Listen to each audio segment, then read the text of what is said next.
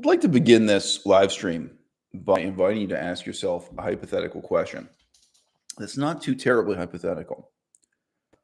What if you decided that from now on, starting tomorrow, every single email you send,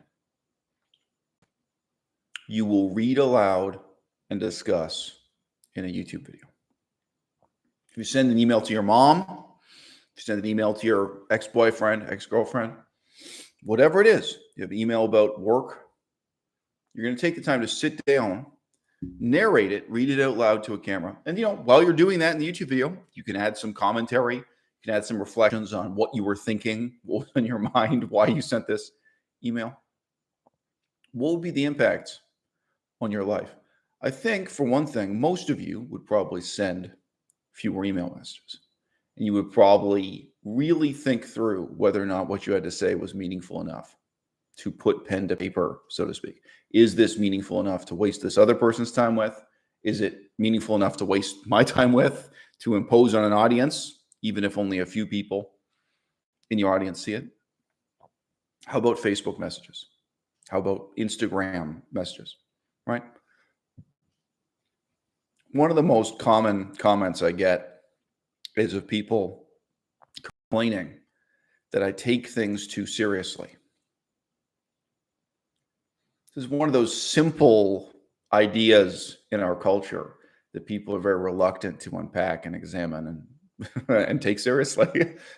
What do you mean? What do you mean I take things too seriously?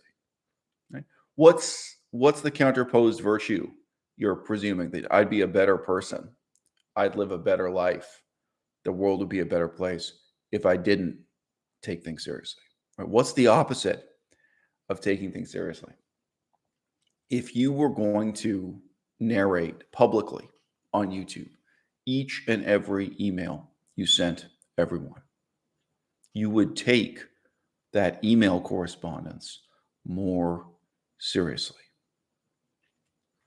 Now, I do live my life in a way where, frankly, I think I could make a YouTube video about every single email I send to people. What I write to people is really meaningful. It really matters. I really am writing with very serious intent. I have a viewer who's in his last year of high school, and he's been writing to me about advice about various things, including just his struggles to quit video games, his struggles to kind of improve himself intellectually, find meaning and purpose and motivation in life, and just down to earth struggles, his frustration with his teachers and his classmates in high school. Let me tell you something. I could make a YouTube video where I'm just reading out my replies to this guy in his last year in high school. Every single piece of advice I've given him, I could read here for an audience. And, somebody might appreciate it. Somebody might be able to make use of it. This is part of the puzzle of the internet in the 21st century. I see people giving writing advice on the internet, how to be a better writer, how to write a better book. Can you imagine anything more deeply personal, unique, and specific than to criticize someone's writing and tell them how to be a better writer? How could that possibly be, commodified, mass manufactured, and distributed, on YouTube or on any other platform? How can you make a podcast out of that so that it's useful for 100 people, 1,000 people, or 1,000,000 people? You can't, right? There's a deeply personal, deeply specific thing. But then the flip side of that, culturally, is that how people perceive what I'm doing here on YouTube, right? There's this very strange discomfort. And, I really do understand it when people look at what I'm doing in criticizing others, offering advice to others, and they say, whoa, man, you take life way too serious. I can't believe you're taking it this seriously. And what is it I'm taking seriously? I'm taking seriously individual people ruining their own lives. I mean, from my perspective, when I'm talking to an individual like TKO Sam, when I'm talking to an individual like Vegan Gains, I am trying to save their life. And I have no hope whatsoever that I'm going to help them. I have no delusion that I can improve their life or influence them positively in any way whatsoever. Another great example of this in a YouTube video that reached a pretty large audience on my channel. The advice I gave to Nikocado Avocado. Made a couple of videos reflecting on the situation he's in, the background he comes from. And it may sound ridiculous, but if you go back and dig, guys, he knows me. He knows this YouTube channel from whatever it is, 7 years ago, 8 years ago now. We're not such strangers. We're not even 6 degrees of separation apart. You know, there are ways in which Nikocado and I are linked. I have no delusion whatsoever that Nikocado Avocado personally can benefit from my critique, from my advice, right? But somebody in the audience can. And it may not be someone who is as obese or as delusional as Nikocado Avocado. It may be someone who's not even 10% as damaged and messed up as Nikocado Avocado. I mean, the discussions I have on my channel about the importance of quitting drugs, quitting alcohol, quitting video games, living a really sober, highly motivated, meaningful life. A lot of the fan mail I get is from people who already are living that way, right? But it would be too much to say they're tempted to go back to drugs, to go back to alcohol, to go back to video games. They live a life where their own brother, their own sister, their own work colleagues, everyone is always pressuring them to instead live this more mindless, more self-indulgent life. They have to live kind of constantly prepared to fend off other people who want them to drink alcohol, who want them to smoke marijuana, who want them to play video games, who want them to live this more mindless life. And there's this sense in which watching the videos helps them rehearse the arguments they need to have again and again and again. It lets them be better prepared, more eloquent, better spoken when dealing with that conflict. So they kind of watch this to reinforce the commitment they already have, to reinforce their sense of commitment to doing the right thing because it's the right thing to do, and to practice going through the process of explaining that to a hostile family members, hostile friends, hostile colleagues. Say, no, this is how I live and this is why. And frankly, there's no need for you to waste your time trying to change my mind. So yeah, I'm not doing this for myself. I'm not. And I'm also not doing it for TKO Sam. I'm not doing it for Vegan Gains. In the case of Nikocado Avocado, I certainly don't have the delusion that I can help him. But, yes, engaging in this kind of critique, it does help somebody. Now, I've had to explain this to other YouTubers who were literally weeping on camera with me. Were breaking down, sobbing, and weeping on camera, asking me to delete the videos I've made. And where I have to sit here and say, no, I am not moved by your personal heartbreak. I'm not moved by your sorrow. I'm not moved that this hurts your feelings. This is something really important and really meaningful. And this needs to be on the internet for everyone who can benefit from it, everyone who can see it. And sorry, I mean, it's extraordinary for people to get on Skype and break down weeping in front of my eyes on camera live. More commonly, I'll get a snide email or something from a person indicating how much it's hurt them, how much it's hurt their feelings, how they've broken down weeping. Frankly, I'd say the response from TKO Sam in particular and the response from Vegan Gains in particular, it's kind of a mix of the two types. I've heard TKO Sam speaking in his live streams about how much this critique has impacted him emotionally, how much this has hurt him from his perspective, how much it's harmed him, right? Well, there's a very interesting parallel between the situation TKO Sam is in right now and my pretense, as stated, that I'm making these videos, I'm engaging in this performance art as if I were trying to save his life. There's a parallel between that and the situation of a young man named Lao Shu 55,000. If you don't know who Lao Shu 55,000 was, you can search within my own YouTube channel. You can see my videos about it. He is now deceased. There were crazy conspiracy theories on the internet about what had killed him. how and why he'd come to his final end.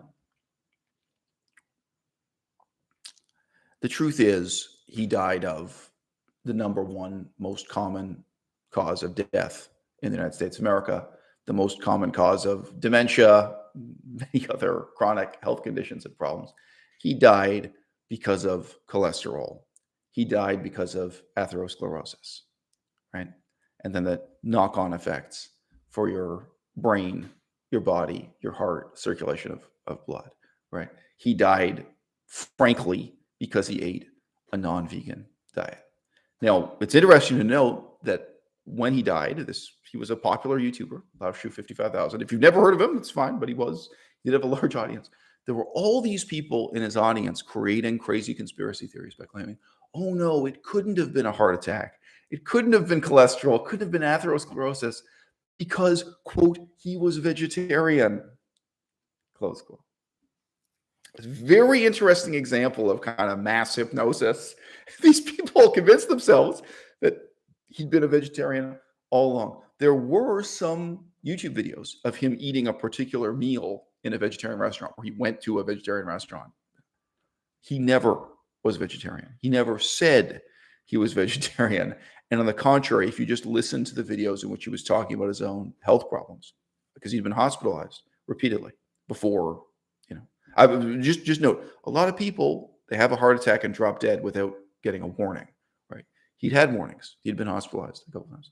But if you'd watch those videos in which he was talking about his heart problems, it was very obvious that he was completely non-vegetarian. He was eating deep fried chicken from fast food restaurants, the nature of his diet. He was slim. He was a good-looking, slender, attractive guy. I mean, in case you think he was eating fried chicken, and was hundreds of pounds overweight, like TQ Sam. No, not at all. Okay, well, after Laoshu 55,000 died, TQ Sam made a couple of videos weeping on camera, talking about how they'd been friends, how he'd known him, and how sad he was to have his friend die and to know that he'd never speak to his friend again. Okay, tell me something, Sam. Did you do everything you could to save his life? Here's another way to put it. Did you do anything at all to save his life? Did you lift one finger to save his life? No. Sorry, Melissa and I, my girlfriend Melissa's off camera here. Melissa and I, we've both had friends, colleagues, family members who've had serious health problems caused by a non-vegan diet. And I normally talk about veganism in terms of ethics, in terms of ecology, in terms of doing the right thing because it's the right thing to do. But in the context of this video, we're just talking about the shockingly shallow health side of the equation, the health consequences for living this way. And guys, look, if we were talking about drugs and alcohol, which we will in just a moment, we're going to get into drugs and alcohol. I think the single most important reason to be sober, to refuse to drink alcohol, has nothing to do with your health, right? Like, the health reasons are relatively shallow. They're relatively banal. But sometimes we get to the point we got to talk just about health. Again, the refusal to drink alcohol comes down to doing the right thing because it's the right thing to do. Comes down to the value of your mental clarity, of your acumen, your sharpness, and then what you're going to do with that. As opposed to living in a mindless and addled and distracted state under the effects of alcohol, under the effects of marijuana, so on and so forth. But sure, sometimes in some contexts, we have to just talk about the health side of the argument. Well, you know what, Sam? You were in a position to save Laoshu's life. You were. You could have given him the one piece of advice that would have saved his life. And that was blindingly obvious after his earlier hospitalizations. We're like, it's good advice even if he'd never been hospitalized, but he got that warning, right? So you knew what his problem was. You knew what the consequences were. You knew we were gambling with life and death. And you had a period of several years in which you could have said to him passionately, what you need to do is not lower the cholesterol in your diet. You need to eliminate cholesterol from your diet. You need to start eating a zero cholesterol diet today. Zero cholesterol, zero alcohol, zero cigarettes, etc. And it's not just the difference between life and death. It's not just the difference. In Lao Shu 50,000 case, that's it. I mean, in some ways, he's lucky because you can be hospitalized with mental and physical problems for years. You can be in a state of unbelievable sorrow and suffering and bankrupt your whole family. The United States of America, the cost of medical care is tremendous. It could have ended in a much worse way for him than it did. At least he had a sudden death, So for some people, some of the time, it's going to be the difference between life and death. But for the rest of us, most of the time, right, it's the difference between a life worth living and a life that's not worth living. Now, I've already indicated, by the way, some interesting comments coming in. I'm seeing your comments come in, and I'm happy to reply to them. Just kind of on a roll here, but I will. Thanks. And if you have a second, hit the thumbs up button. And by all means, if you want to comment sooner or later, I'm happy to have you guys join the discussion. Now, look, TKO Sam looks like he's going to be dead within the next 5 years, right? Lao Shu, 55,000, didn't. Outwardly, on the surface level, he didn't look like he was about to die in the next 5 years. If you knew his medical history, if you knew about those earlier hospitalizations, if you looked at his blood work, as we now say, if you looked at a blood sample and his cholesterol levels and atherosclerosis, there probably were signs. But at first glance, if you just looked at a photo of him on Instagram, right, he doesn't look like he's going to die in the next 5 years. Okay. Henya Mania, my fellow YouTuber. Okay. Do you think Henya is going to be alive 5 years from now? I don't. Okay. And I made videos trying to help her and trying to address the problem she has. But I mean, she's slender. She's not, it's nothing that obvious, right? Has a lot to do with drugs. That story. Okay. Now, a really extreme example, it's already in the title of this video, but it's worth thinking about. How about Richard? How about vegan gains? Obviously, if you just look at a photograph he puts on Instagram, I believe he's been banned from Instagram. So it's hypothetical. But if you just look at a still image of the guy, you think, oh, he's not so badly off. He's doing well for himself. Whatever. He's an amateur bodybuilder. He's doing good. Yeah, outright death is one possibility. It's possible all these people, they just won't be alive 5 years from now, right? But it's also possible they will be trapped in a life that's not worth living and a life that they can no longer escape from. They can no longer extricate themselves from, right? Because the damage has been done. It's so bad. They're so far gone, so on and so forth, right? So point is this, Sam, right? There was a time when you could have saved Lao Shu's life, and you didn't. Okay? Now, there's more than one reason why, right? It's very hard for you to tell someone else to drink alcohol when you're still getting drunk every weekend yourself. Sorry, what did I say? Fact-checking department interrupted there. All right. It's very hard to put yourself in the position of counseling someone else to completely quit drinking alcohol, to be a complete teetotaler, to completely stop, when you yourself are still drinking alcohol every weekend, right? It's very hard for someone like TKO Sam to counsel someone else and say, look, you got to take your health seriously. You have atherosclerosis, you have heart disease, and you're already having consequences. Because, by the way, the blood circulates in your brain. The blood vessels in your brain are much more fine and delicate than the blood vessels in your heart. You're already having serious consequences for your cognitive health, your ability to use your brain. This is really, really serious. You have to get on a zero cholesterol diet, which, by the way, means a vegan diet. There are only two cholesterol-free diets. One is vegan, and you could be a vegan who drinks honey, because honey, I believe, that's it. It's the only non-vegan food with no cholesterol. So, you basically need to adopt a vegan diet. Well, it's obviously very hard for TKO Sam to preach that when he doesn't practice what he preaches, right? When he's not in a position. That's one aspect. The other aspect is, Sam, you never tried to save his life because you didn't care. And these two aspects are linked. It's really fucking hard to admit to yourself that you don't care if your best friend lives or dies. And it's even harder to look in the fucking mirror and admit to yourself that you don't care if you die. You don't care if you're killing yourself. You don't care about your own life or death. You don't care about the consequences for yourself, let alone someone else, let alone your best friend. All these people, I don't know. So talk about vegan gains in specific again. I could talk about Henya Mania again. Okay, Richard. It's Vegan Gains his first name. If you had a son, would you want him to be living the way you're living right now?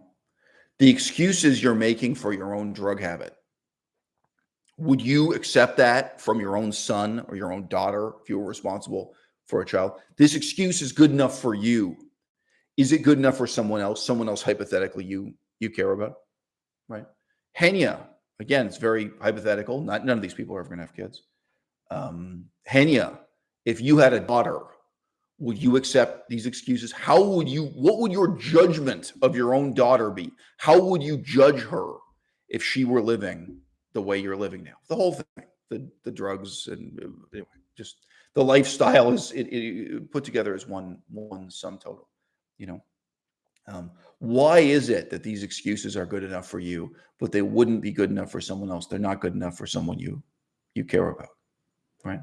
Now, obviously, if TKO Sam had a son who was living the same way TKO Sam did, of course he would be ashamed of it. Of course he would be.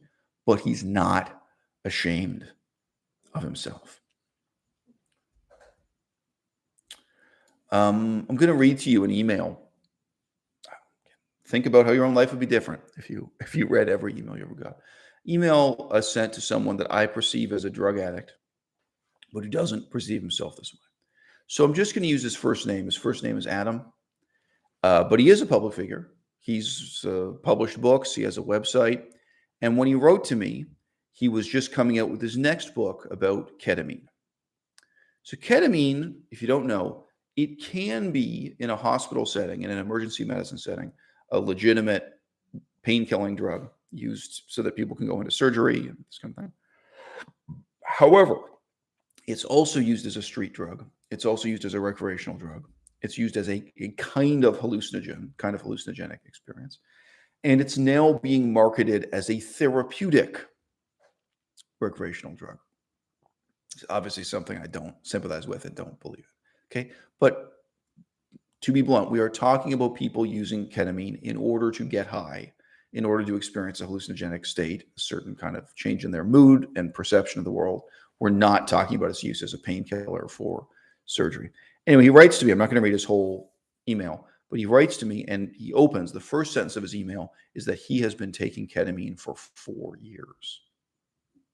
So from my perspective, he's been a drug addict for 4 years. And if you guys haven't looked into it, I know ketamine is not on the top of the rotation on the news these days. Ketamine is not talked about the same way cocaine and fentanyl and so on are talked about. It's a serious drug. It's a serious drug addiction. It is. Okay. And it brings with it all the telltale signs of drug addiction, including developing tolerance, where you need higher and higher doses to get the same high. It's a real drug. It's a real form of drug addiction. Anyway, he says, Adam's first email to me, he says that he does agree with the criticism of ketamine I've presented in my videos, that ketamine is not a drug that actually helps depression, that actually helps solve psychological problems. However, he says, quote, the cause of most people's depression is the environment, and they can't easily change this.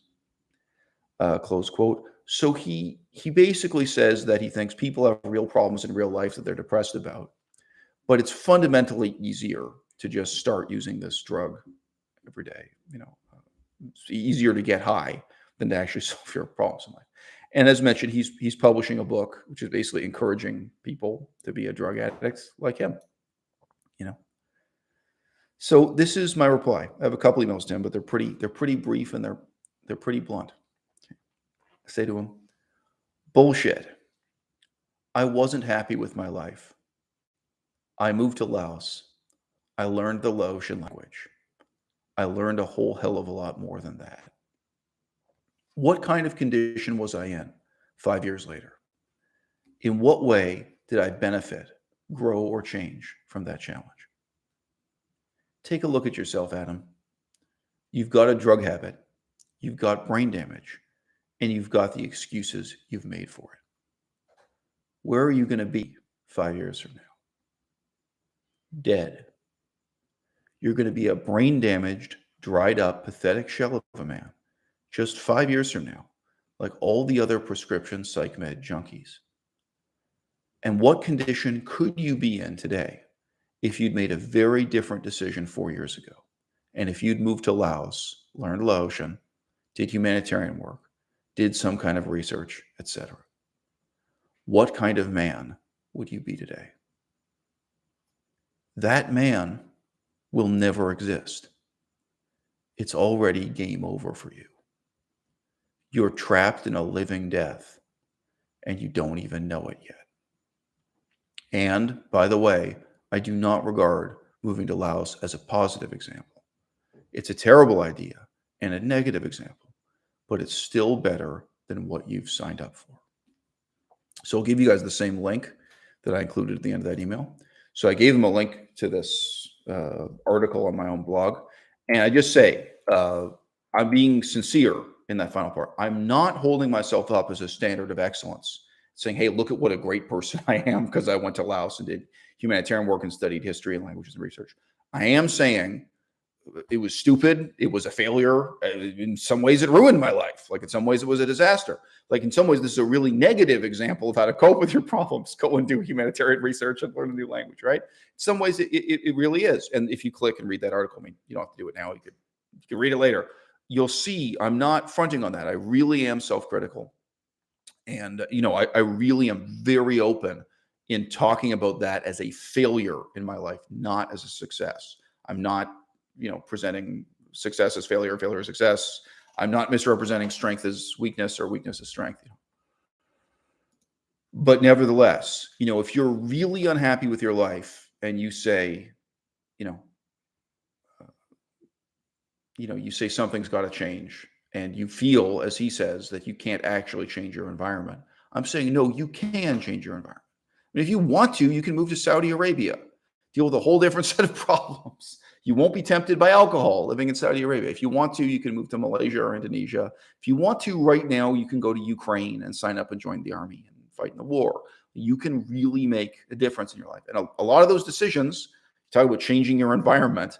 Once you're in Ukraine fighting in that war, a lot of your decisions are being made for you, right? So, these really are options. I mean, I'm not being snide. I'm not being shallow about it. And drug addiction, drug use, self-indulgence, it's an understatement to say it's the easy way out. I mean, I think the emphasis I want to put on it here is not that it's the easy way out, but that it is the way out. It is death. It is going to be the end of your life, and it's going to be the end of your capacity to lead a meaningful life. This is going to bring you to a state where you are locked in a kind of living death, if not just literally dead. It's the way out, easy or not. And look, sorry, just to reiterate, even though I regard what I did in Laos and Cambodia as a failure, and it's very sad, like it's a personal tragedy for me, not a personal triumph. Okay.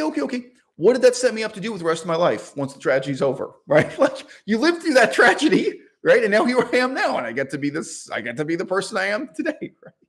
Oh, what if I'd spent 5 years as a drug addict? What if I'd spent 5 years as an alcoholic binge eater like Tikyo Sam, right? Okay, what then? What do I do with the rest of my life after that? Right? Like either I'm just going to die, or it, as I say, it sets you up for this kind of living death, this unbelievably, hard to endure excuse for a life. So his response is telling, and a lot of people in the comment section, not you wonderful people right now.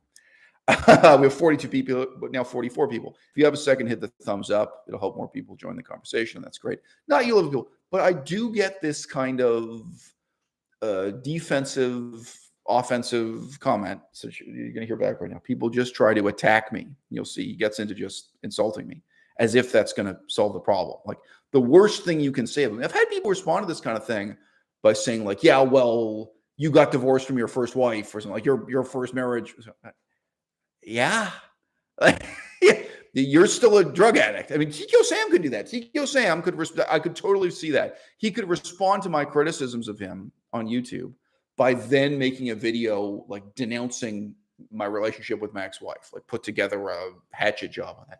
Several people have already done that on YouTube, like trying to make it out that my divorce from my first wife was some terrible, terrible thing. You know, people have tried to create gossip out of things in my life where there's really no basis for any gossip. But, you know, like if you did that, like, yeah, okay, but at best, that's irrelevant. Now, at worst, it really reveals something even darker about you.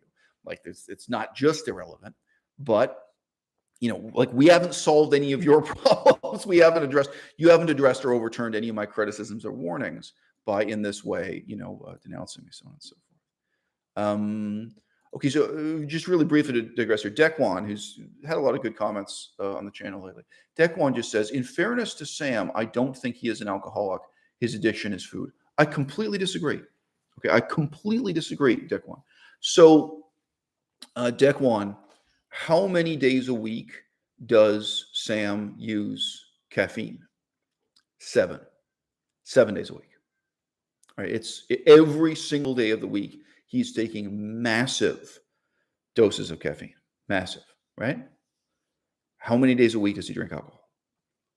Can you even estimate it? It's constantly being referred to, right? Like any given live stream you pop in for, it's like alcohol's a huge part of his life. And it's a huge part of his relationship with women. It's a huge part of his relationship with his own ego. It's part of his self-image. It's a huge part of his relationship with food.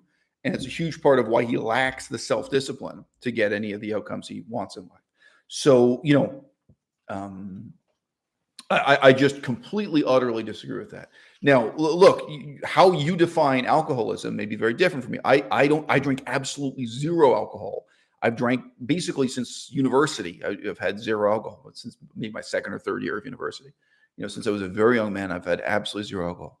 There are people who only drink on the weekends. Like, so let's say it's 2 days a week, and they really are alcoholics. They're sober 5 days a week, and they're drunk 2 days a week. But that is what their whole life revolves around. Now, if you don't know, Sam only works 1 day a week. Okay?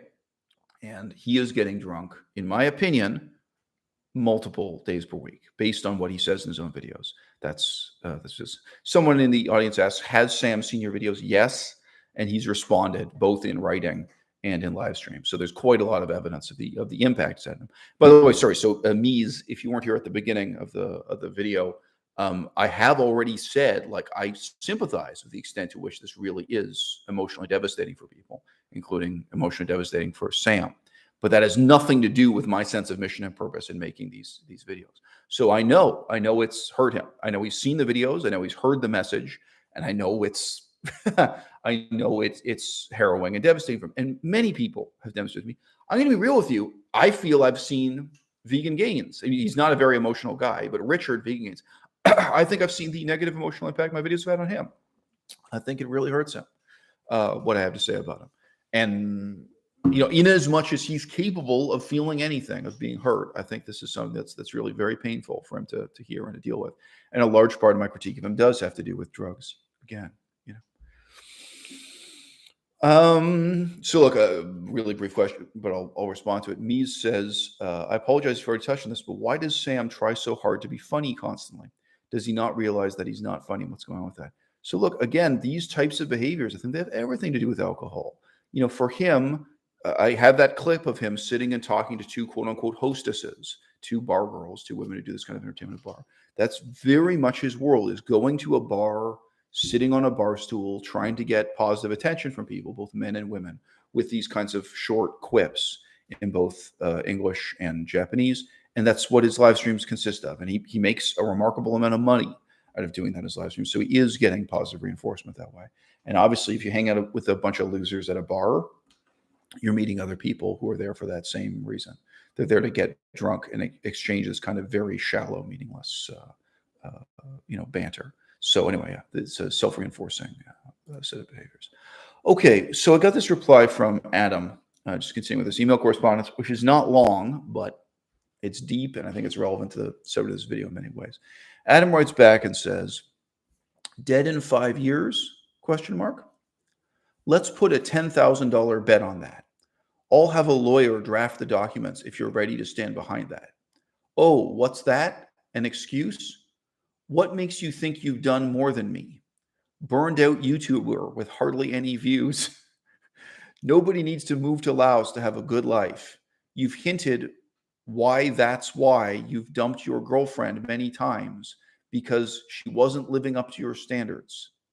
You sound like a miserable person. Adam. That's the end of his message. So you can see there were typos and grammatical errors in the email, probably because he was very upset when he wrote that. And of course, it's completely ridiculous for him to offer to make a bet as to whether he will be dead or alive in the next 5 years, and it's intentionally or unintentionally mistaking the purpose of my message.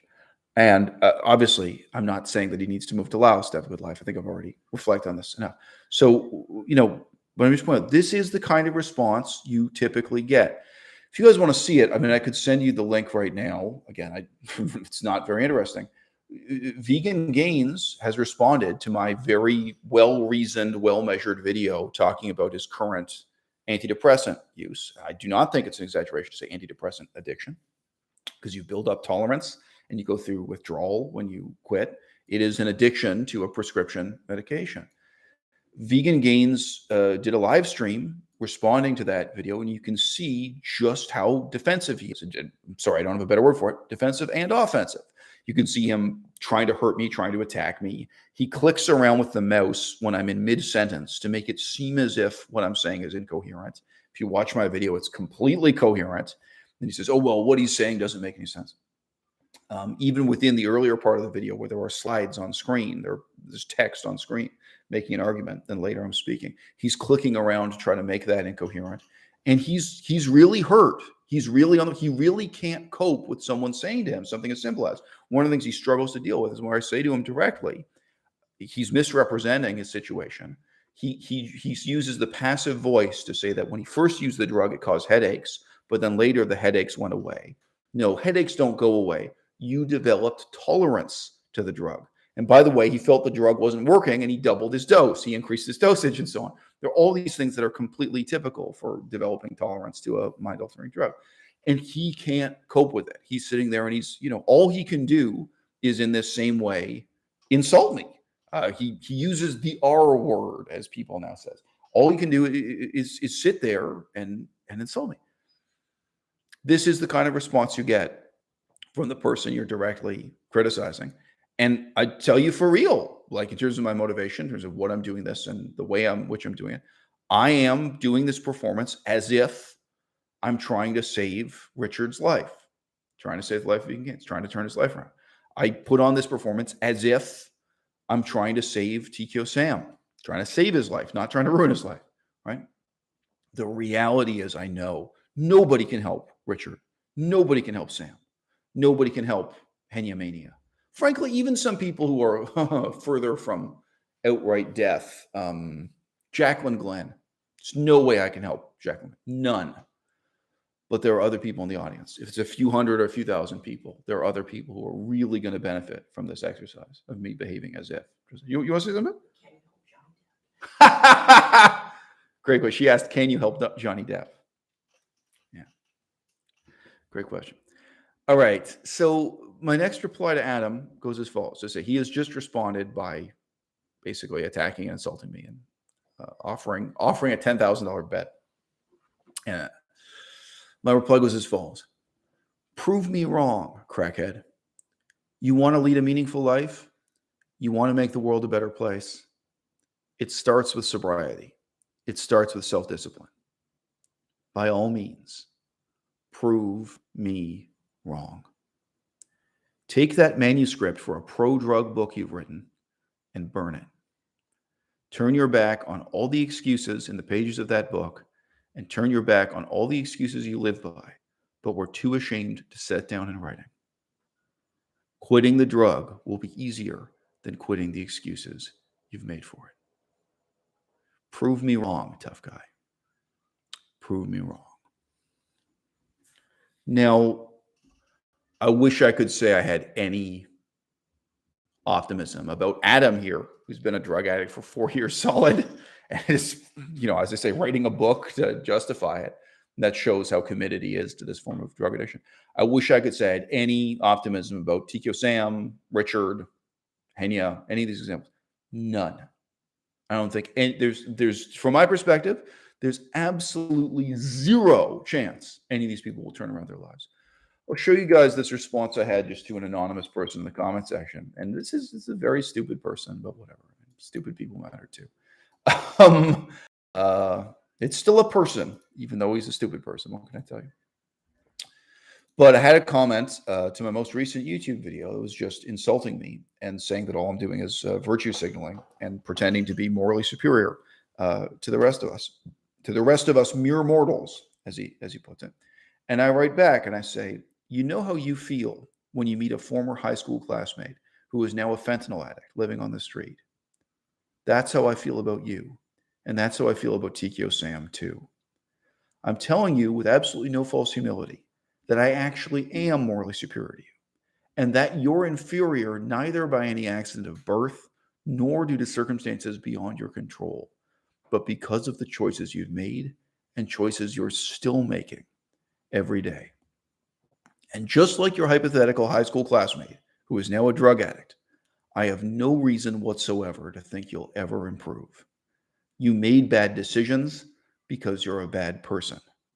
You are the cumulative consequences of your own actions, and to some extent, your decisions revealed who you were all along.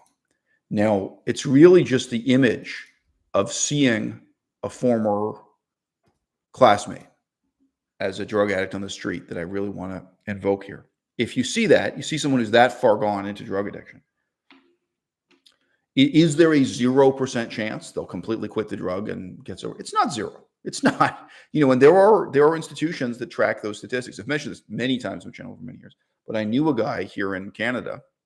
He worked at one of those special rehabilitation clinics. And when I asked him what was his success rate, I laughed. He didn't laugh. He sat there, sadly said 0. So I forget if he said he'd been doing the job for 15 years or what, but he'd been doing the job for many, many years. And his rate of success was 0. They did not have a single example of a drug addict who had become sober and remained sober. The point being, some of them were sober for a couple of months or a couple of weeks, but they had a 100% rate of these people returning to drug addiction. And, and I was laughing because I was saying to him, well, isn't that slightly depressing to do that kind of humanitarian work? Like, when I was doing humanitarian work in Cambodia and Laos and these places, we don't have 100% failure rate. Like, any of the humanitarian projects, even the most unsuccessful ones, like I was involved with humanitarian work dealing with starvation and agriculture, people making enough food. You had a really significant failure rate. You do these projects. At the beginning, people are starving. At the end, they're still starving. Like, for real. Like, we're not all angels in the humanitarian industry. But like, it's not 100% failure rate. Like, when you're in a form of humanitarian work where there are starving people and you hand them sacks of rice so they have food to eat, that is not going to have a 100% failure rate. So, no, I'm not here saying as an absolute rule, nobody recovers, nobody gets better. I'm saying when you meet that high school classmate, someone you knew well enough, and you see them, you go, oh, this is who you turned out to be. This is how you ended up. And you know them. You know this guy. You know Derek. You're like, that's it. There is no Derek, whatever. You can talk to him. If you want to, you can buy him a sandwich. You know what I mean? But there's no point. There's no point pretending Derek is ever going to change or Derek is ever going to come back. And these concepts of like virtue signaling and moral superiority, they're irrelevant. You actually are morally superior. Doesn't matter. You can be very kind and helpful and considerate. You can take whatever kind of attitude you want to take. You could be harsh and castigating and reproachful to Derek, right? You can be kind and considerate and coddling to Derek. You can be encouraging and flattering to Derek. It's all on the basis of your moral superiority, right? There's no question of virtue signaling. It's just a question of virtue. You have the virtue. You have what it takes to get through life. And Derek doesn't. That's this situation you're in. So just say this image of meeting a former high school classmate and seeing that they're now a hopeless drug addict and you have no hope for them. What are you going to do, and what are you going to say, and how are you going to talk about it? Something you can do is come on YouTube and make a YouTube video about it that will benefit other people. You can come on YouTube and say, hey, you know what? I met this guy, Derek, today, and I was shocked to see, I remember the man he was when he was 16, 17 years old, and I see the man he is today, and here's where it's at. That could help somebody. But you know, there is no helping Derek. And there's certainly no point in pretending that you're not morally superior to Derek. There's no point in pretending you're equal, or that you're so excessively humble that you just can't see any advantage you have over Derek. No, you have what it takes. You have the self-discipline and positive motivation and so on. You have something Derek lacks and that he's never going to have. If he had it before, he's never going to have it again. But maybe when you reflect on him, even, the man he was when he was a teenager, maybe you can now see, looking back, he never had it. There's always something missing there. And you guys, you can imagine a lot of people in Tokyo have gotten in touch with me since I started making this series about TQ Sam. Certainly people who've known Richard for years have talked to me, not like this week, but over the years that I've been criticizing him on YouTube. But within the last few weeks, people have talked to me who've known TQ Sam for 10 years. People who've talked to me who've known TQ Sam for more than 10 years. Some people have talked to me who've known him for 5 years or 2 years. But I've people have been talking to me who've known him. And you can imagine a lot of those people at first, they maybe wanted to have the attitude like, oh, he can turn it around. He can get better. He can stop drinking alcohol. He can lose weight. He can, this kind of thing, right?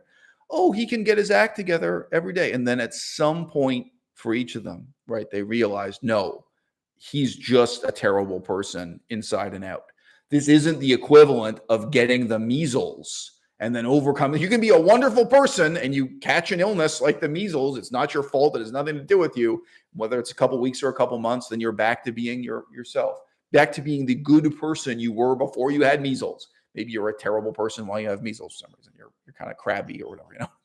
No, it's not the case that there's some good person that TQ Sam used to be, and that he can go back to being after he recovers from this fleeting illness. There isn't some kind of inner purity, perfect soul inside Richard, inside Vegan Gains, that he can get back in touch with, or that he can revert to being, if only he can overcome his drug addiction, his various obsessions with binge. I was going to say binge eating. It's close enough, Richard, guys.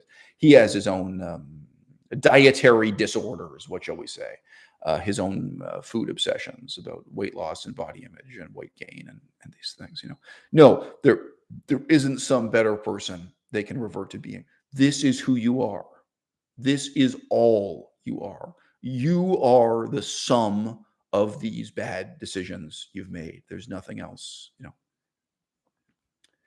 There isn't another person there to be saved from the person you've become. There is only the person you've become. And that would be true of Derek, your high school classmate, doing fentanyl on the streets. I'm going to take a minute now to catch up with your comments, guys. I appreciate your comments. We have 47 people in the audience. If we could have 47 thumbs up, that'll help people find this video when it's finished. It's published on YouTube. It'll also help people join the conversation right now. If you think I make any money out of this, that's also an interesting topic. I could read to you right now how much money I've made from each of the TQ Sam videos. I'm sorry, it would just take a second. But if you think any of this behavior on my part is motivated by money or fame, you're wrong, okay? I was never trying to get rich or get famous by criticizing Richard, Vegan Gains. I was trying to save his life, knowing it won't work, with total detachment, aware that it's not going to work. And I was, making these videos about TQ Sam, completely aware that it won't. But I was motivated by trying to save this person's life. And then you hope there's someone else in the audience who really will be saved or will be helped by it. And let me just say something else. Something these people have in common. TQ Sam and Richard. I could say Henya Mania. I could put a lot of other names in this list too. But let's just say Vegan Gains and TQ Sam. Okay.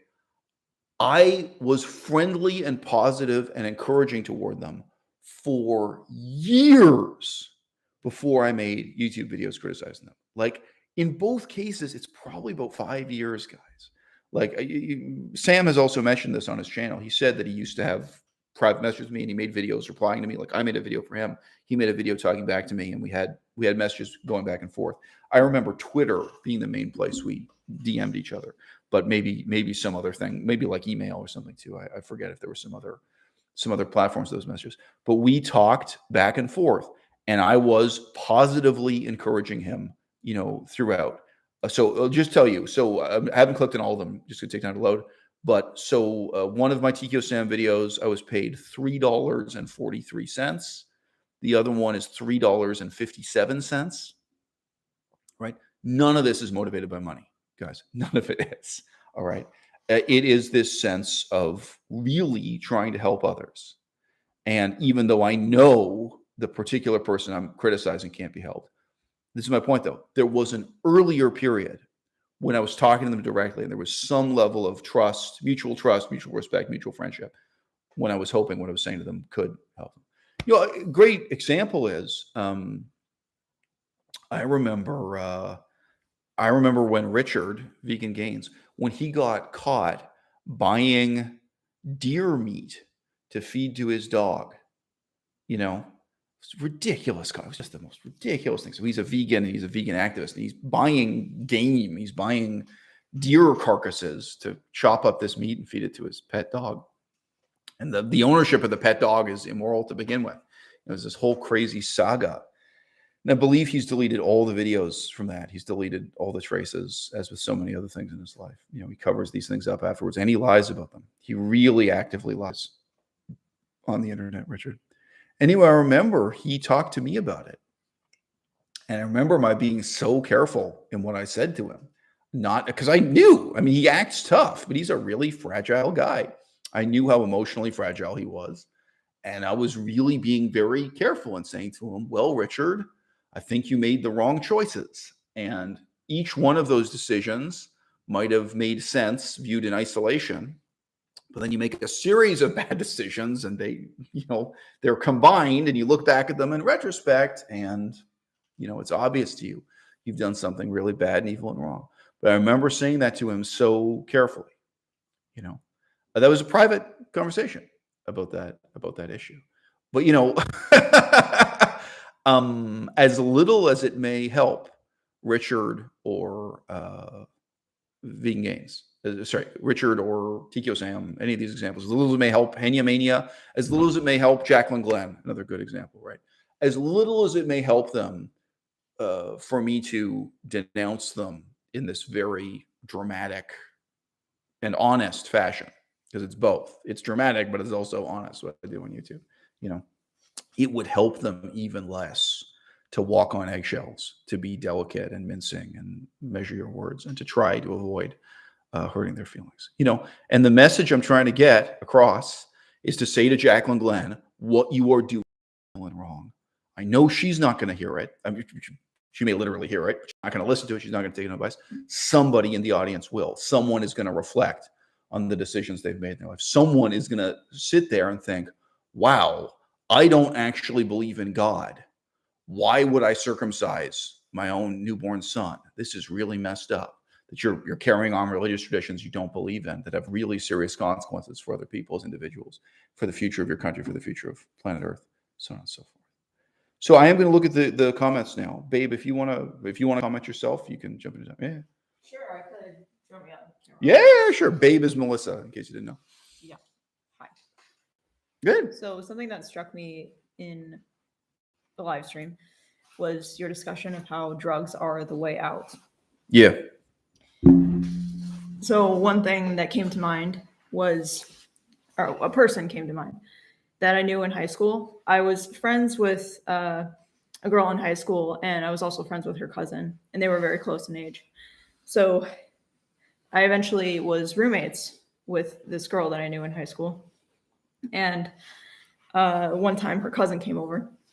So I'd known her cousin in high school, and he was a nice person. I wasn't that close with him, but I got to see just his transformation in just a few years. So from when I knew him in high school, maybe when I was 16, to when I was living on campus at university when I was 19.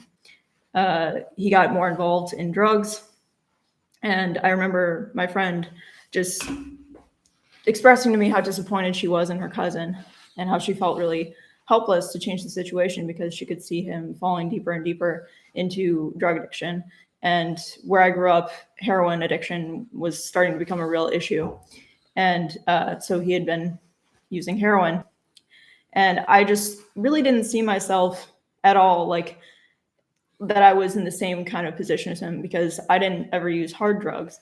And in the culture that I was raised in, cannabis was really seen as a soft drug.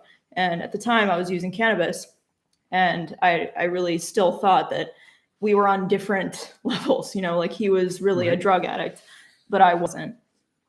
And, it is sad for me to reflect on what you said there about, drugs being the way out.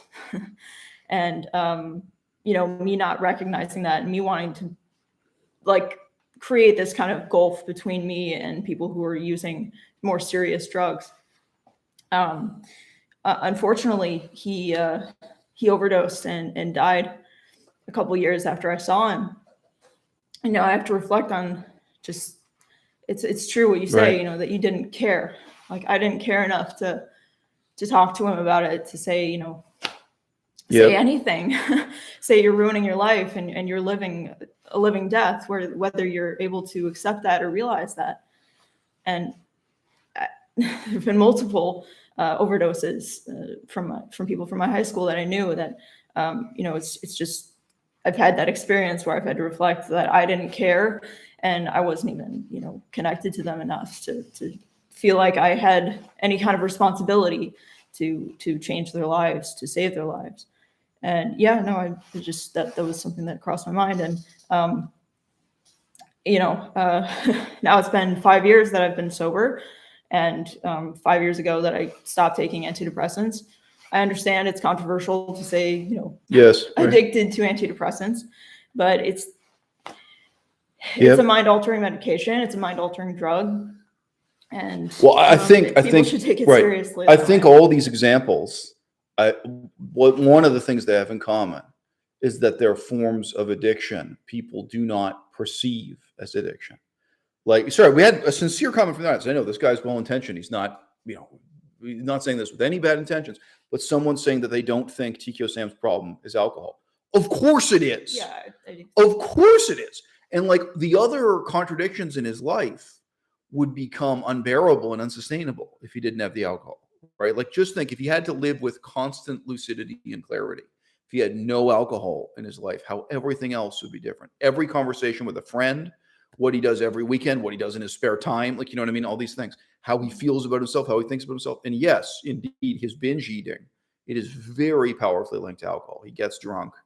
Now, also, one of the things he likes to lie about is his use of nicotine, cigarettes.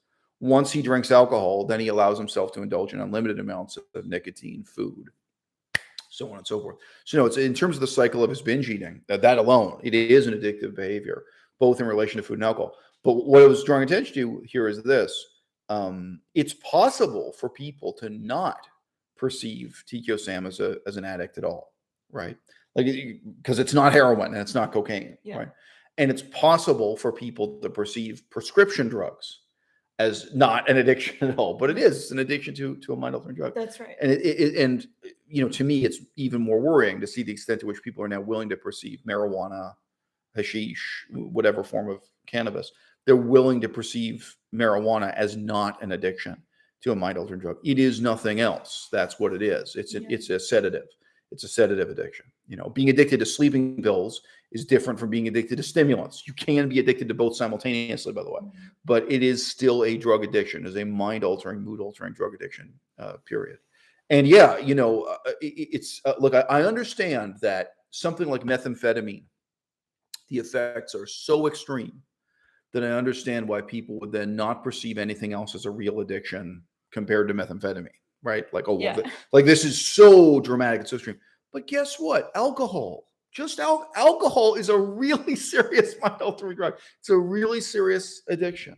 And yes, SSRI antidepressants, if you go through the checklist of what is an addictive drug, in that same video from Vegan Gains, the video where he's talking about his antidepressant use, He talks about the extreme panic he's in if he has to go one day without these drugs. If for some reason he can't get the medication, or he goes on a trip or moves somewhere, if he doesn't have that constant supply of pills, that he goes into a total crisis of withdrawal, or whatever you want to say, dealing with withdrawal.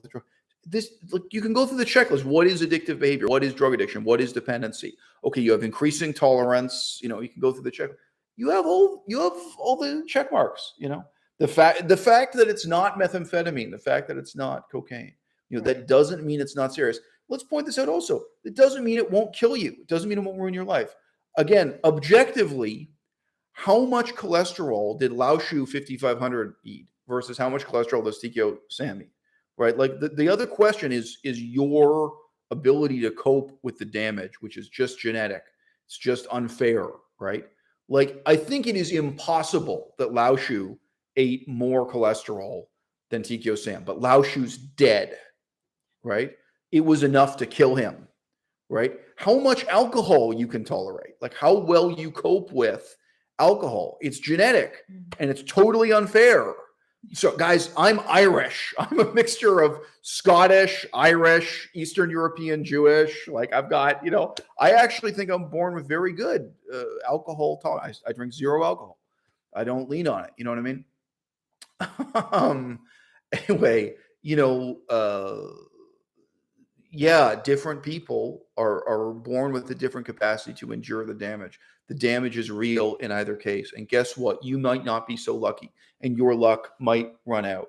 Like the fact that marijuana is a softer drug than methamphetamine doesn't mean you can cope with it. It doesn't mean it won't ruin your life, and it won't ruin your character, And the fact that someone else can cope with occasional use of alcohol doesn't mean Tikio Sam can. Doesn't mean he can. Doesn't mean you can. So you want to say that? Well, the other thing that was really striking to me that goes against what I've seen online is the general trend is that we all deserve love. We all deserve respect, basically, just for who we are. Mm-hmm. And your philosophy on this is really that you are just the combination of all of the decisions that you've made. And when I think of the difference between me and my friend who died of a heroin overdose, what is the difference?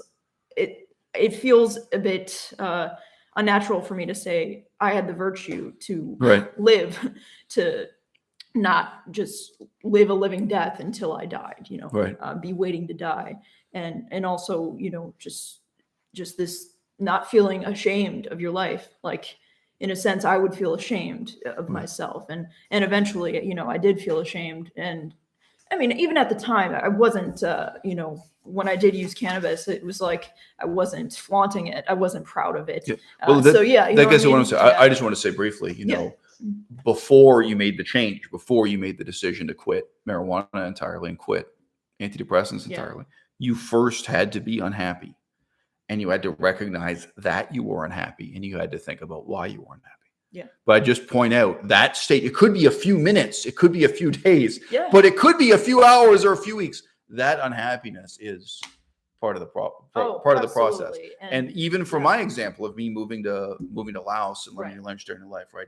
Well, there's a recognition.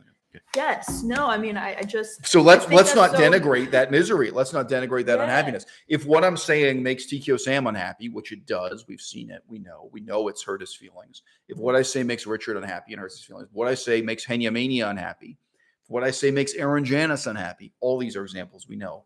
I know it hurt Henya, what I had to say about her too. Well, guess what?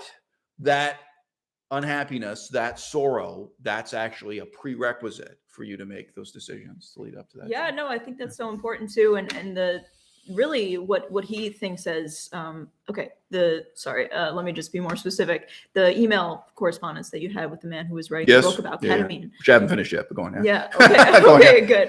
Spoilers. I'll let you finish it, but I will just say that is actually quite evil, his suggestion, because you can't change your lifestyle, because everybody has their own life and what all the different moving components. Stop. You're saying this in a muddled way. So that really is what people call doomerism.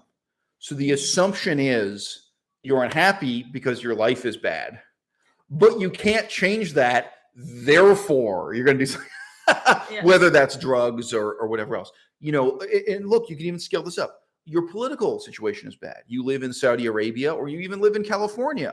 You're like, oh, well, I have no control. I have no way to change my political circumstance. I have no way to change the society I'm living in. Yes, you do, right? Yeah. But as soon as you accept that first premise, I can't change my own life, or on a larger scale, I can't change the lives of millions of others. Therefore, almost any evil imaginable can be justified with that therefore, whether it's cocaine or otherwise. Okay. But therefore, a life of self-indulgence. I agree with you completely, and thank you for being clear with that. I totally appreciate I'm not trying to be muddled about it. Really, the main point that I'm trying to make is I can see, even though you're talking about different people, I can see how what you said applies to even my disappointment with my life. What was making me so depressed when I was 17, 18, 19, if I had, instead of using cannabis, instead of, drinking alcohol, it wasn't if you'd been motivated to have some ambition, make some positive change, right? Gone to City Hall, gotten involved in changing the world in some way. And like my example, an adult and like my example of Laos. Like my example of Laos, even if it had been a really pathetic political cause you got involved with, Black Lives Matter or something. I'm a pretty harsh critic of Black Lives Matter. Even if it had been a kind of stupid failure of a political movement, still you would have had positive growth through that in a way that the drugs. Yes.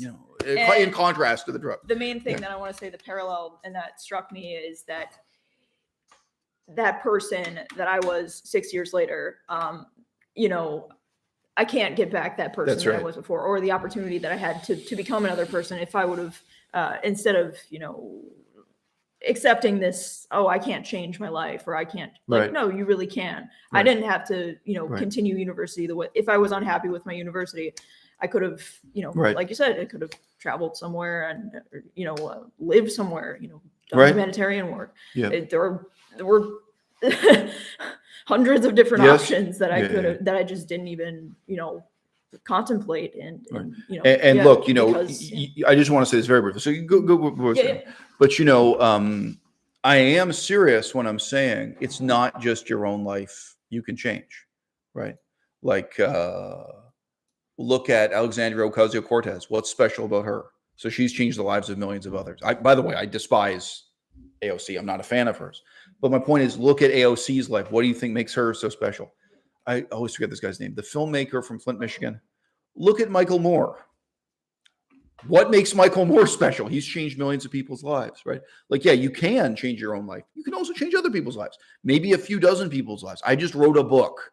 I already know it's changed people's lives a few days after publishing it. Will it change 100 people's lives? Will it change 1,000 people's lives? I have no reason to think it'll change 1 million people's lives. But sure, you can change other people's lives, not just your own, I just want to mention this briefly too here. So several complex ideas were touched on by Melissa in her contribution to this discussion. I had a short quotation from another YouTube channel recently.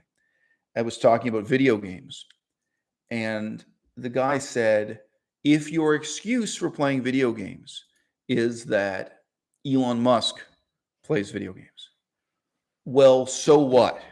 And what he said was, you are not him. Like, you are not an incredibly accomplished person like Elon Musk. So therefore, you have to take seriously your own education, your own ambition, your own self-discipline.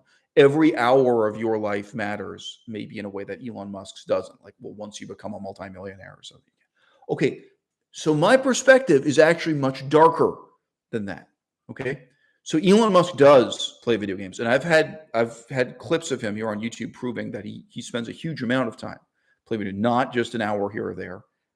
I can't say he's a video game addict. I just don't know that. But I've seen him listing off the names of video games that he's played from beginning to end, where he's completed the game. He says that, and you can look up how many hours that takes. So it's like, okay, so the minimum number of hours you played that game, 40 hours, 80 hours, 60 hours, you can start putting it together. This is a guy who spent a large percentage of the hours in which he's awake and alert as an adult playing video games. Okay, I think there's a better person Elon Musk could be today if he didn't play video games with that time. I think it matters even for him. It matters for you. It matters for me. It matters for everyone. But like when you look back at the last 5 years of Elon Musk's life, obviously we can look back at the last 50 years. Sorry, I don't know how old it is. Last 30 years, whatever. But if you look back at just a period of time that's easier to visualize, like 5 years, you think, what if he had smoked zero marijuana? What if he had drank zero alcohol? What if he had played zero video games? He would be a better person today. And I don't know what he would have done with that time. Maybe he would have read a book. Maybe he would have learned something. Maybe, like whatever. But even if he had just sat there feeling unhappy with his own life and thinking about his own ambitions, he obviously has tremendous power and wealth. He could have made a bigger difference in the world in many different ways. So it's in that sense that I'm inviting people, whether you're TKO Sam or Vegan Gains or whoever else, to really reflect on this stuff, because none of the excuses make sense to me, not even on that level that you're sort of so successful or what have you. All right, so we've got a lot of contributions here. Shout out to Peaches Fernandez. So it's your first time, I think, commenting on the channel. I'd remember that name if you'd been here before.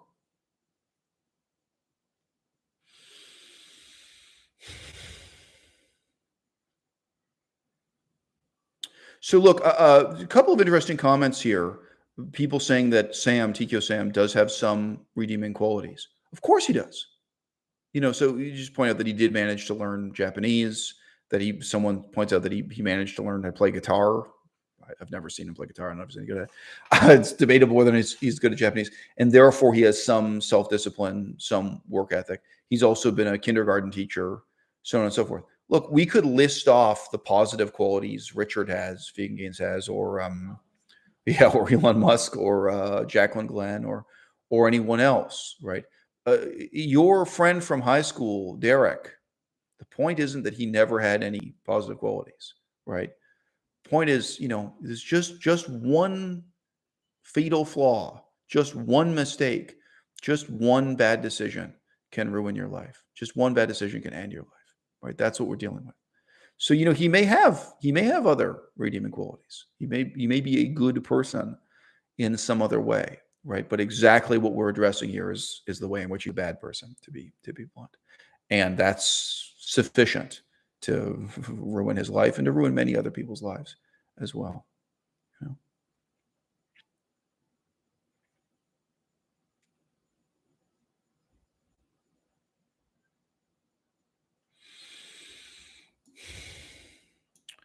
Yes, so Peaches comments. I take it Peaches has watched quite a few hours of Sam's content, because this is true. Peaches says, quote, Sam needs to be the center of the universe. He's extremely jealous of others whom he perceives are better than he is. That's why he's made this long series of videos denouncing and criticizing others. And then there's certainly an irony in that he's now so uncomfortable about and so defensive about my criticism of him. And my criticism of him is really well-intentioned, as I've already described exactly my intentions. His criticism of many other people is not well-intentioned. And it is, as he states himself, it's part of his own quest to become rich and famous. He's stated his intentions very clearly again and again and again. We've made many videos on this channel, me and my girlfriend together, talking about jealousy. Jealousy is many things. It's not, it's really a very complex cultural concept. But I do think one element of jealousy is just distraction. It gives you a distraction from yourself. It gives you a distraction from who you really are, from what's wrong with you and what it is you need to accomplish. And I mean that like partly on a kind of shallow level. You could have a lot of homework to do. Like you have to write an essay, and exercising this part of your mind of kind of malicious fantasies about others, jealous fixations on others. It is a type of daydreaming. It's a type of distraction, even just from something as simple as needing to write an essay for school or something like that. So, for Sam, why is he so jealous? I would say that's a significant part of the problem. We have several people insisting that Sam is actually quite poor in speaking Japanese. Well, so I have studied Japanese. I'm aware of what a hard language it is. I think a lot of the praise for Sam This was also the case with Daniel, the YouTuber known as Hiding in My Room. A lot of the praise is because in his first year or first 2 years or so, he learned Japanese so rapidly. But to my knowledge, he started learning Japanese at age 18 from his account. So already when you're looking at videos when he's 21, he's had quite a few years studying Japanese. But anyway, there was at least the illusion that when he was, say, 21, that he all of a sudden had learned Japanese to a high level. But, 14 years later, 15 years later, right, now it's not so impressive anymore. So I just say that the expectations for what level you should be at keep going up and up. I think you can tell I'm not insulting him on this score, but you know exactly what he's done with his life and his time and energy. He hasn't been developing himself to higher and higher levels of Japanese. But no, anyway, I wouldn't say his Japanese is terrible, but now people are evaluating him as a 36-year-old man who started learning this language when he was 18. So the standards he's evaluated by are now incredibly high and unforgiving. Whereas, sure, when he was 21, people were impressed that he could say anything at all in this language. So I think that's a common pattern. And by the way, if you're a middle-aged person, as I am, guess what? No matter how well I speak Spanish, nobody's going to be impressed. When you're in your 40s, it's like, oh, why aren't you completely fluent in Spanish? I've only been studying Spanish for 2 weeks. Well, doesn't matter. So the standards are held to get higher and higher as you get older, generally. So Dekwan says, and I know Dekwan's joking right here. Oh, but TKO Sam said that à-bas-le-ciel was trying to get views out of this. Yeah. So look, I do not use this concept of projecting, psychological projection, very often. I think it's a really hackneyed, overused phrase in the 21st century, and it's just used very sloppily. But in the narrowest sense of the term, the strictest definition of psychological projection, Sam does a lot of psychological projection, and certainly his denunciation of me, a lot of it really sounds like an indictment against himself. So yeah, I would have to agree with that. And the put it this way, the motivations he ascribes to me are exactly the motivations that he openly, flagrantly states are his own motivations, but they're not mine. It's just, I remember him denouncing me. So this is a couple days ago or a couple weeks ago now, but it's not that long ago. I remember him denouncing me, saying that the point of my videos was just to brag that I'm the one having all the sex and that he doesn't have any sex. Now, a lot of your videos sound like that, Sam. I've got to say, that sounds like a description of your act, not mine. But look, I can make a separate short video just saying this. But Sam, if you're watching, I want to say straight to your face, how many women have you slept with this year, calendar year 2022? Okay. I think the answer is 0. I think during the year 2022, the real honest answer is 0, that you have been living in celibacy, that you are an incel. I know you hate being called that term. I know I've seen videos of you lashing out at others because they dare to say that. Now, I want to ask, 2021, what's the real number, Sam? You're so full of boasting, and your boasts are partly based on lies and partly based on exaggerations, and they're partly just based on you telling stories about things that happened 14 years ago, as if they happened the day before yesterday, that you once met this girl and blah, blah, blah. But yeah, that was more than 10 years ago and when you were more than 100 pounds thinner. And dude, trust me, I'm skeptical. Even those stories about things that happened more than 10 years ago, I'm skeptical as hell about what Sam claims about his sex life. But Sam, why don't we get some real honesty from you with no ambiguity about what your sex life has been like in the last 1 year, in the last 2 years, in the last 5 years? The reality is, Sam, that you are a failure by your own standards. Now, you're also a failure by mine. That's why I'm talking about this. You're a terrible person by my standards, but you're a failure even by your own standards. And that's what you've got to be dealing with, So yeah, the extent to which he lies about himself and lies to himself, that's ultimately why these videos are being created. So there's a great comment here from Dekwan. Dekwan says, quote, "The messed up part is I actually don't hate Sam. I just wish he was a better person. because he has moments of clarity and brilliant observations, close quote. Peaches says, quote, I don't hate Sam either, but he's proven himself to be everything that could be wrong with a person, all rolled into one. And regardless of who tries to reach him, it just ends with him denouncing that person and calling them a troll. Like he can't take any positive. Yeah, okay. Close quote from Peaches.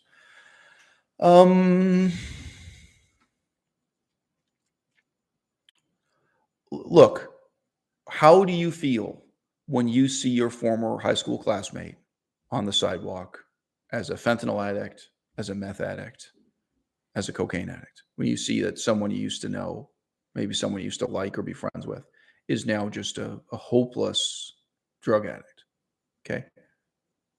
You probably don't hate them, right? Hatred is just probably not the feeling that's there. You also certainly don't feel jealous or envious toward them. And it is completely hilarious that Sam's claim about me in particular and about you, people like you in the audience, Dequan and Peaches, his claim is that we're jealous of him. His claim is that we're doing this out of envy. That this is the most pathetic psychological projection of them all.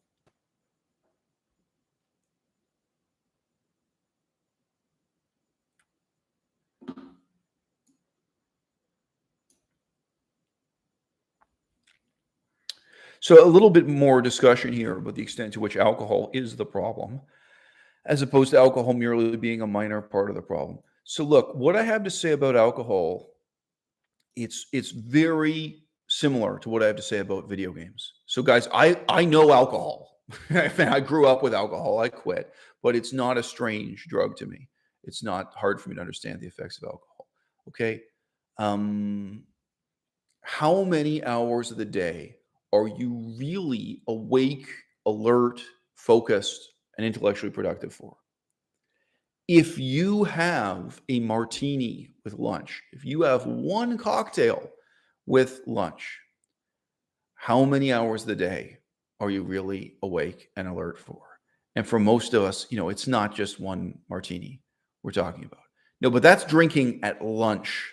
That's one of the most depressing ways to drink alcohol because you feel it.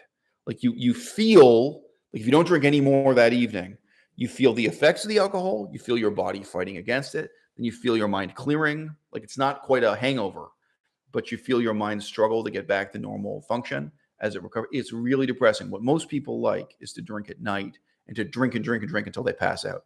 So they don't have to go through that sobering up process, being awake and alert. They want to just roll on until they crash, right? Okay, so that's one day where you have one drink with lunch and then think about your total intellectual productivity during the day. Okay, what if it's just one night a week where you stay up till 4 a.m. drinking and carousing? It's a huge impact in your life. There's the number of hours you lose that day, that night. There's the number of hours you lose the next day and the day after that. So no, I'm sorry, I just don't buy this. I don't think you can go out drinking the way Sam does. Look, I'm being real with you. How am I going to say this? The greatest intellectuals in the history of the world, the most accomplished writers, the most accomplished scientists, the most accomplished leaders in war, all right? The vast majority of them drank alcohol. Okay? It's very easy to grow up with the illusion that they weren't negatively affected by it at all. Yes, they were. And what you're not letting yourself imagine is how they could have accomplished so much more if they could have just stopped drinking. And when you add up the number of hours and the number of days and the number of years, alcohol is a huge gap in their lives. Now, you may think of yourself as a mentally strong person. You may think of yourself as a mentally weak person, as a susceptible person, susceptible to addiction or what have you. But I am really saying to you, no matter how strong you are, no matter how brilliant you are, no matter how extraordinary your intelligence, this is a huge, huge negative impact on your life. Even if it is just that you had a couple of beers with lunch, or if it's just one day a week that you're going out and drinking the whole night long. I'm sorry. I certainly don't buy it for Sam. You can see the effects of alcohol on Sam in every way, including his ego, including his relations with women, including his binge eating, including the loss of discipline and loss of focus, right? But like, again, even if it just comes down to books, like, well, if you weren't playing video games, maybe you'd read this incredibly boring book, boring but historically important book, maybe you'd be reading, maybe you'd be learning, et cetera, et cetera. Well, with alcohol, it goes a lot further than just that. I mean, the effects, there's the direct effect like that, the loss of time that you could have been reading, you could have been learning. But I think there are also much more complex emotional effects of dependence upon alcohol to make you happy, so on and so forth. So yeah, and we have someone in the audience saying that he is sober partly thanks to these videos. So again, I won't repeat myself, but I do think that's part of the effect of this. A lot of these discussions, they reinforce the commitment people have. People who are already committed to be sober, already committed to not play video games, that they become more committed and they kind of become more articulate in expressing why they're sober or why they don't play video games to others in their lives, because you have to face off against that kind of pressure all the time. Okay, I'm going to return to this correspondence I had with this guy named Adam. He replied to me. My last email ended with saying, "Prove me wrong, tough guy, prove me wrong." And we've just digressed to say at great length, there is no hope in my heart that TKO Sam will ever prove me wrong. There's no hope in my heart that Richard Vegan Gains will ever prove me wrong. There's no hope that Henya Mania will ever prove me wrong. With all three of those people, I literally think it is just a matter of time until I get that email telling me that they are dead. I don't think it's going to be that much time. Okay. When that day comes, I will come here on YouTube and say, I did everything I could to save them. Did you? It's the same shit I have to say to TKO Sam in reference to Lao Shu 55,000, right? Lao Shu died. You didn't try to save him. You didn't try to help. I knew you were going to die. I tried to save you. It's not an exaggeration to say this in relation to Richard or Henya Mania either. This is life and death. And then, as I say, one step further, apart from just whether or not you're actually buried, is the question of whether or not you're trapped in a kind of living death, or if you have a life that's meaningful, rewarding, and worthwhile. Okay. So Adam wrote back to me and said, quote, "Zero conviction, can't even take a simple bet. I thought you were so sure, tough guy. $10,000. Let's go." So he's again insisting on this $10,000 bet. I say back to him, reread the first message I sent to you in this correspondence. Are you aware of the extent to which you missed the point? Are you aware of the extent to which you, intentionally or unintentionally, ignored the entire substance and thesis of the message to instead try to bully me with the offer of a wager that I'd never suggested nor entertained? So I quote myself back, quote, "Take a look at yourself, Adam. You've got a drug habit, you've got brain damage, and you've got the excuses you've made for it." Quote, "You're going to be a brain-damaged, dried-up, pathetic shell of a man just 5 years from now, like all the other prescription psych med junkies. And what condition could you be in today if you'd made a very different decision instead 4 years ago, and you'd moved to Laos, learned Laotian, done humanitarian work, did some kind of research, etc.? What kind of man would you be today?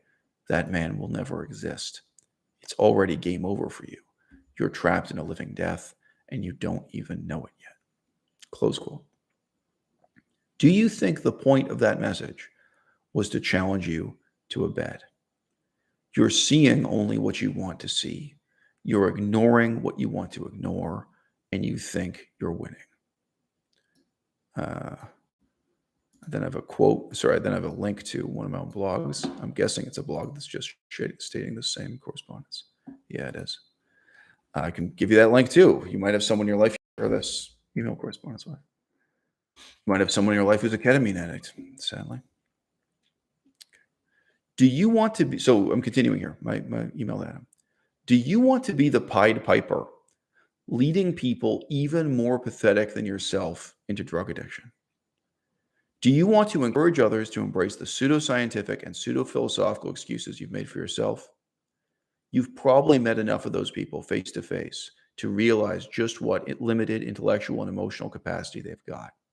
You're aware of how eagerly they'll embrace any promise or any excuse made for what they construe as happiness. Now, this is directly relevant to why I'm criticizing TKO Sam today and why I'm criticizing Vegan Gains today. These people are, for an audience of thousands, they are doing exactly this. They are playing the role of a Pied Piper, leading people who are even more pathetic than themselves, right? And helping them to embrace, as I say here, any promise or any excuse made for the things they want to justify, the things that they construe as giving them happiness. What is the significance of Vegan Gains for his audience? He's showing you that you can own a whole bunch of action figures from Dragon Ball Z and still be a cool guy like me. You can own action figures and you can still read anime and manga and you can play video games for 8 hours a day. You can live this life that Richard exemplifies, right? Like that's what he's championing. That's what he's being a Pied Piper for, right? That's what people are responding to positively. And sure, some of them maybe also they want to combine that with the image of kind of toxic masculinity, of weightlifting and bullying and aggression and so on and so forth. It looks right at the other end of the scale. Someone like Jacqueline Glenn, she's also a Pied Piper for a very different particular lifestyle. I'm just saying it's less odious at first glance, but she's representing something. And people for whom that makes them happy, they want to latch onto that, and those are the excuses they want. Jacqueline Glenn endorsing ayahuasca use, Jacqueline Glenn endorsing antidepressant use, so on and so forth. It's a different bunch of drugs, right? She's a Pied Piper for a movement. And this is exactly what I see with the fan base TQ Sam has, right? There are people who want to believe in the excuses made for this kind of lifestyle, for this kind of happiness. And as I've said before in videos, it's fundamentally a childlike and childish happiness.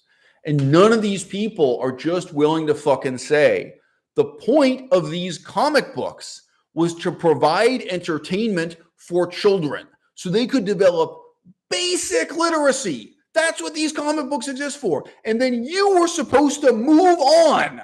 As a 30-year-old man, you were not supposed to be reading these comic books anymore. Now, look, I hate Disney movies. I hate Pocahontas. Look up Pocahontas on my channel, you'll see.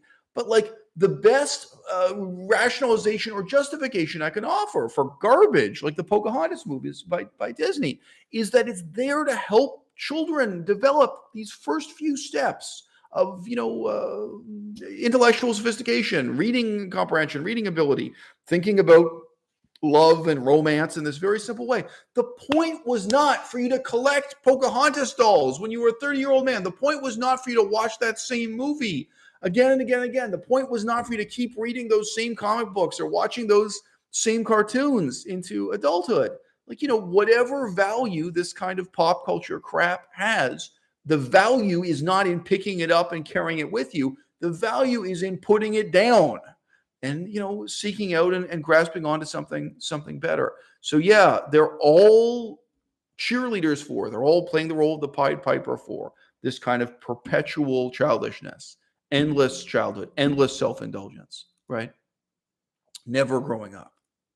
That's and look, guys, how many YouTubers are exceptions to that?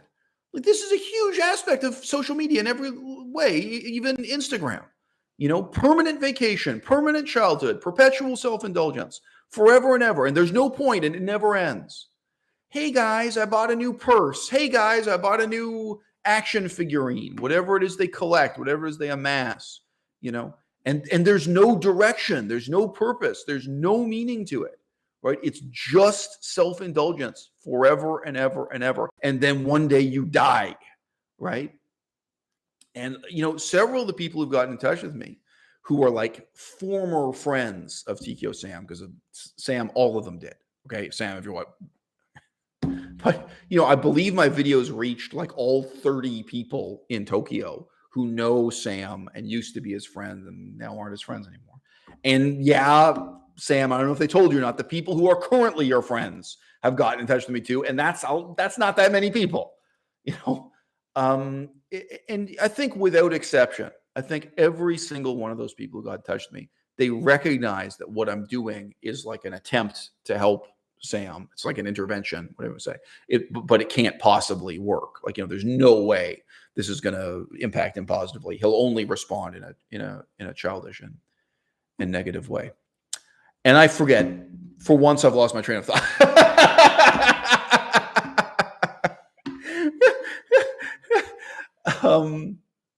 Some comments from the audience here.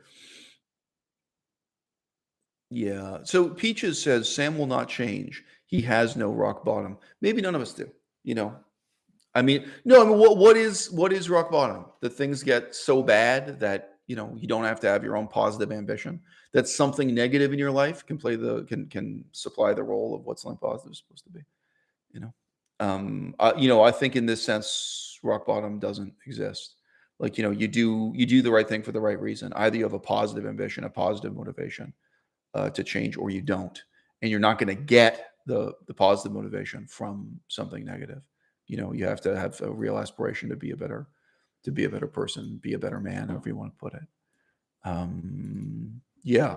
Anyway, sorry guys, whether that was a digression or whether that it's in some ways the main point of the video.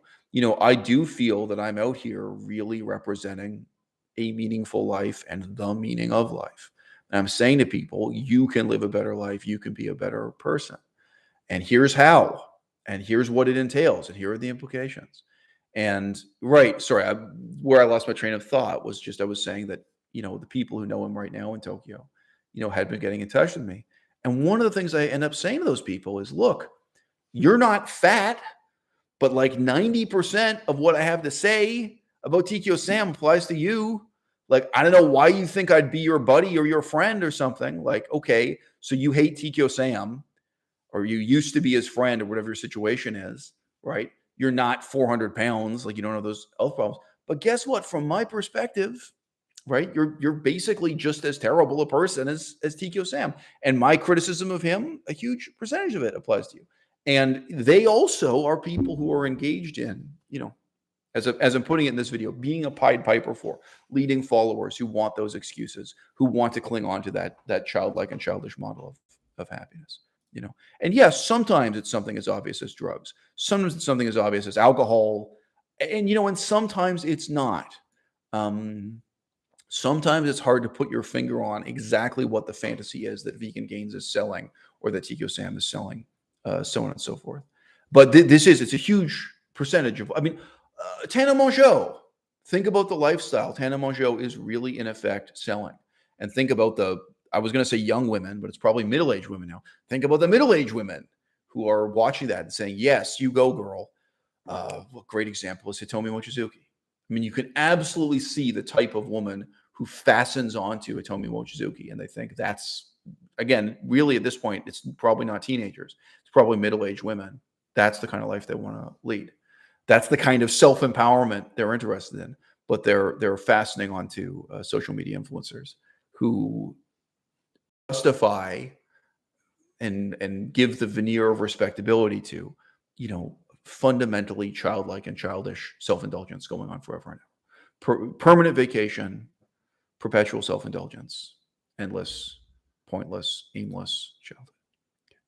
So to finish my email to Adam here, I say, you realize that many thousands of people, if not millions, will become passive victims of the process you're trying to benefit from as an author, and that others will make thousands of dollars, if not millions, as gurus and therapists.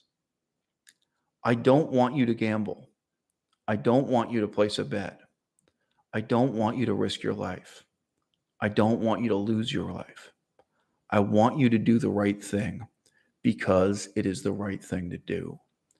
Period. Now, I think the shallowness and stupidity of his answer to that is worth reading. And I've made many videos talking about this. Probability is often a misleading concept, right? Why should you eat a vegan diet?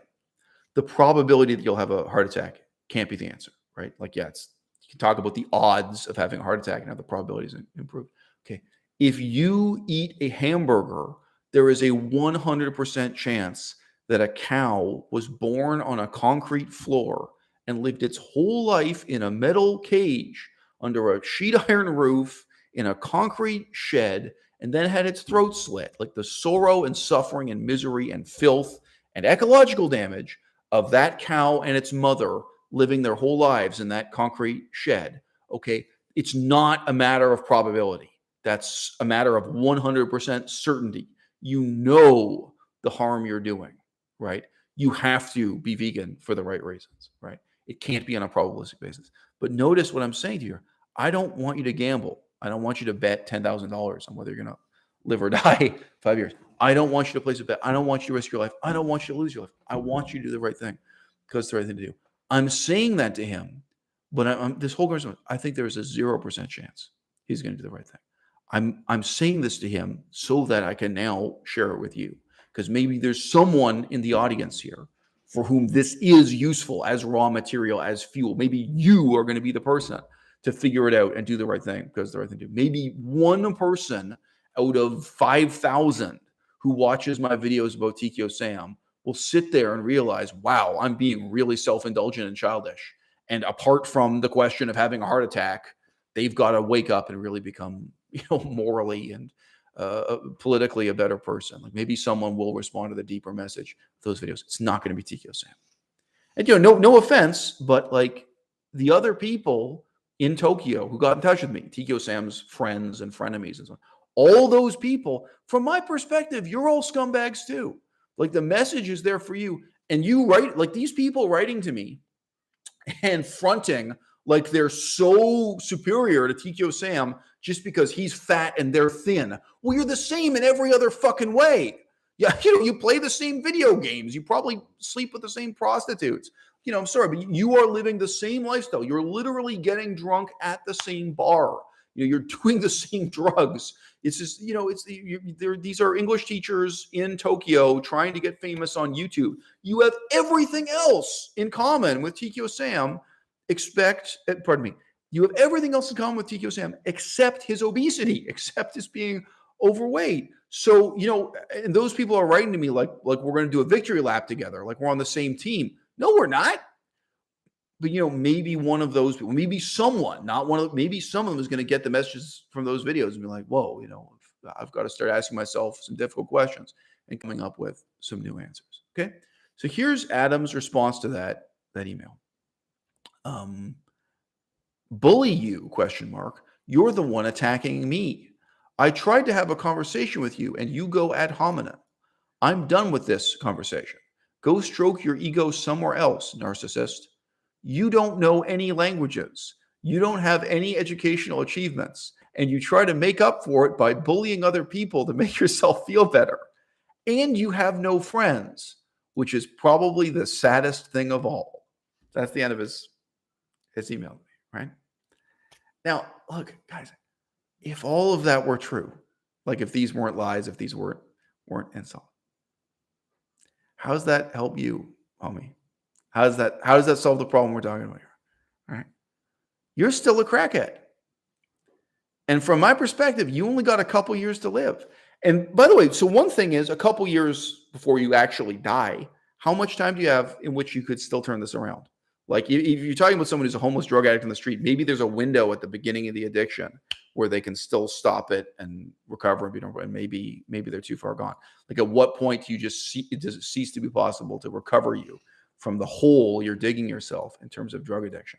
And as I said before, the excuses are more difficult to quit than the thing itself. And this is a guy who has all the excuses and he's publishing a book with those excuses. He's really thought through the excuses and rationalizations for being a drug addict, right? And just being real, that's like TKO Sam too. TKO Sam has had 14 years on YouTube to present all of these excuses. Like, yeah, well, he might be fat, but he can still seduce women. So, well, he might, his rationalization of his alcohol and his diet and his whole lifestyle, all the aspects of it, including killing animals, which he has talked about with me and he has talked about in his YouTube channel. He's talked about, the challenge that veganism poses them. And he's admitted that he's watched many hours of videos from vegan leaders. Okay, well, you sorted out all the excuses. Guess what? Especially as a middle-aged person, at some point, the excuses become harder to quit than the thing itself. All right. So I write back, if all these bad things you're saying about me are true, you are still a drug addict. You are still teetering on the edge of suicide. or at least you claim that you're on the verge of committing suicide in order to justify your decision to get high, to indulge in a hallucinogenic sedative again and again. Just a pause here. You have to make those kinds of claims in order to justify getting the quote unquote therapy of ketamine treatment. So, like for 4 years, he's been going back again and again and filling out the paperwork saying that, yeah, he's suffering from severe depression on the edge of suicide so that he can keep getting this drug trip that's supposedly going to save his life, right? And I'm alluding back to part of his first email that I didn't read to you guys. So yeah, so this is allegedly someone who's, and you see the excuses become harder to quit than the thing itself. Like you convince yourself that you have some kind of medically real condition called depression, so on and so forth. Okay. But if I had managed to fake studying the languages I've studied, it would be so much more work than actually studying the languages. Like that's the other thing. Whenever people claim I've like lied about languages I've studied or essays I've written and published, like research I've done, it's like, do you know how much work it would be to fake that? Like doing the actual research or learning the actual language, doing the thing. Like it would be so hard for me to fake having done these things. Why fake it? Anyway, if you've actually looked at the evidence. Anyway, I said to him, quote, you're about two Google searches away from figuring out just how many languages I've studied, just how much I've learned in how many different fields. But it's all irrelevant. If my life is a tragic failure, that doesn't help you, crackhead. You are still a fucking crackhead. Prove me wrong. Learn to speak Chinese twice as well as I did in half as much time. Do it sober. Stop writing books encouraging others to become drug addicts like yourself. Recognize the extent to which your drug addiction didn't help you, but hindered you in putting together the necessary basis to lead a meaningful life. So again, I'm reading out his replies, not despite how meaningless they are, but because of how meaningless they are. And again, guys, this came up in a recent video about TKO Sam. I don't feel jealousy. If this guy learned Chinese faster than I did and better than I did, like I described, if he left me in his shadow, if he eclipsed me, I would be so happy for him. If there was someone else I encouraged in any field of endeavor, if there's someone else I encouraged to be an author, be a creative artist, and then they're way more successful than me, I would be so happy for them. And maybe then there'd be something I could learn from them. Maybe there's someone who learned something from me in the past. I would be so happy. I don't experience jealousy this way. And jealousy is this very, very strange kind of self-sabotage. But he writes back and says, calling people crackheads, ? That's why no one loves you. No one can stand you. You're a horrible person and a liar. You don't know anything about mental health and likely have a personality disorder yourself. So just want to pause. Guys, if this were true, right? If all this were true, if it were true that I was lying about the languages I've studied and the research I've done, lying about, if all this is a fiction, and if nobody loves me, like for one thing, bro, why are you telling me that? But dude, that doesn't help you, right? And again, I think honestly, if TKO Sam were to make a video in response to me, which he apparently is not going to do, it would be at this level, right? It would be denouncing me. He'd be saying, yeah, well, you haven't slept with as many women as I've slept with anyway. You just want to be alpha because you're whatever, and really you're a beta. Like it would be this level of dishing out hollow and meaningless insults. It's like, well, like it's irrelevant to the topic. It's irrelevant to the problem. It doesn't help you anyway. So he writes back further and says, mommy and daddy supported you your whole life. You've never been independent. You're a child compared to me. Grow up. Now, look, guys, I'm very honest about my failures in life as well as my successes, but like, again, all this stuff, if it's true, like, oh, gee, so you're saying like I've failed to get rich, huh? Like I failed to get rich doing humanitarian work in Cambodia? Really? Yeah, I should be ashamed of myself. I must be really sad. I failed to get rich doing vegan activism. Dude, I would be ashamed of myself if I had gotten rich from vegan activism. I would be ashamed of myself if I had gotten rich doing humanitarian work in Cambodia, right? I'm not ashamed of myself because I didn't get rich doing things that were in no way motivated by money. But like, if you're corrupt, if you're evil, you can get rich doing this thing. Hey, when I moved to Saskatchewan, if you don't know where Saskatchewan is, you don't want to know. Central Canada. Don't Google it. You don't want to know. When I moved to Saskatchewan, was I trying to get rich? Like, you can't say I failed to make money in Saskatchewan. When I moved to Saskatchewan, I enrolled as a full-time student of the Cree and Ojibwe languages. I got involved with the politics and languages of the indigenous people who, frankly, are on the brink of extinction. Their languages are close to disappearing from the world. This is probably the last generation that has a chance to save those languages. Totally humanitarian, altruistic thing. You think I look back at my life and regret? Should have gone into the oil industry. Should have gotten me a job in the oil patch, pumping crude oil out of I could have. Those were the jobs there at that time, either oil or potash. Those are the big industries. I could have gotten a job as a crane operator out on those oil sites. In terms of things where you don't need a university degree, you go get your crane operator's license and go start helping out with a backhoe, moving earth.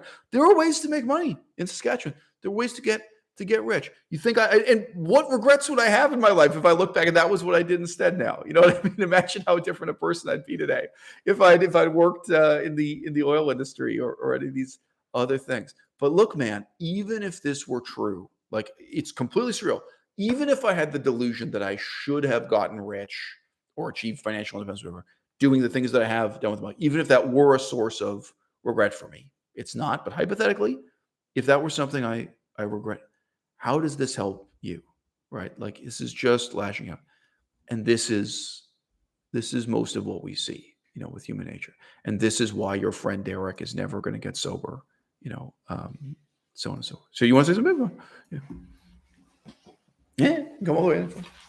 Yeah, I just want to say, like, this is not to flatter Isol, but it is an aspect that I've seen again and again throughout my time knowing him and living with him and seeing him have these conflicts with people.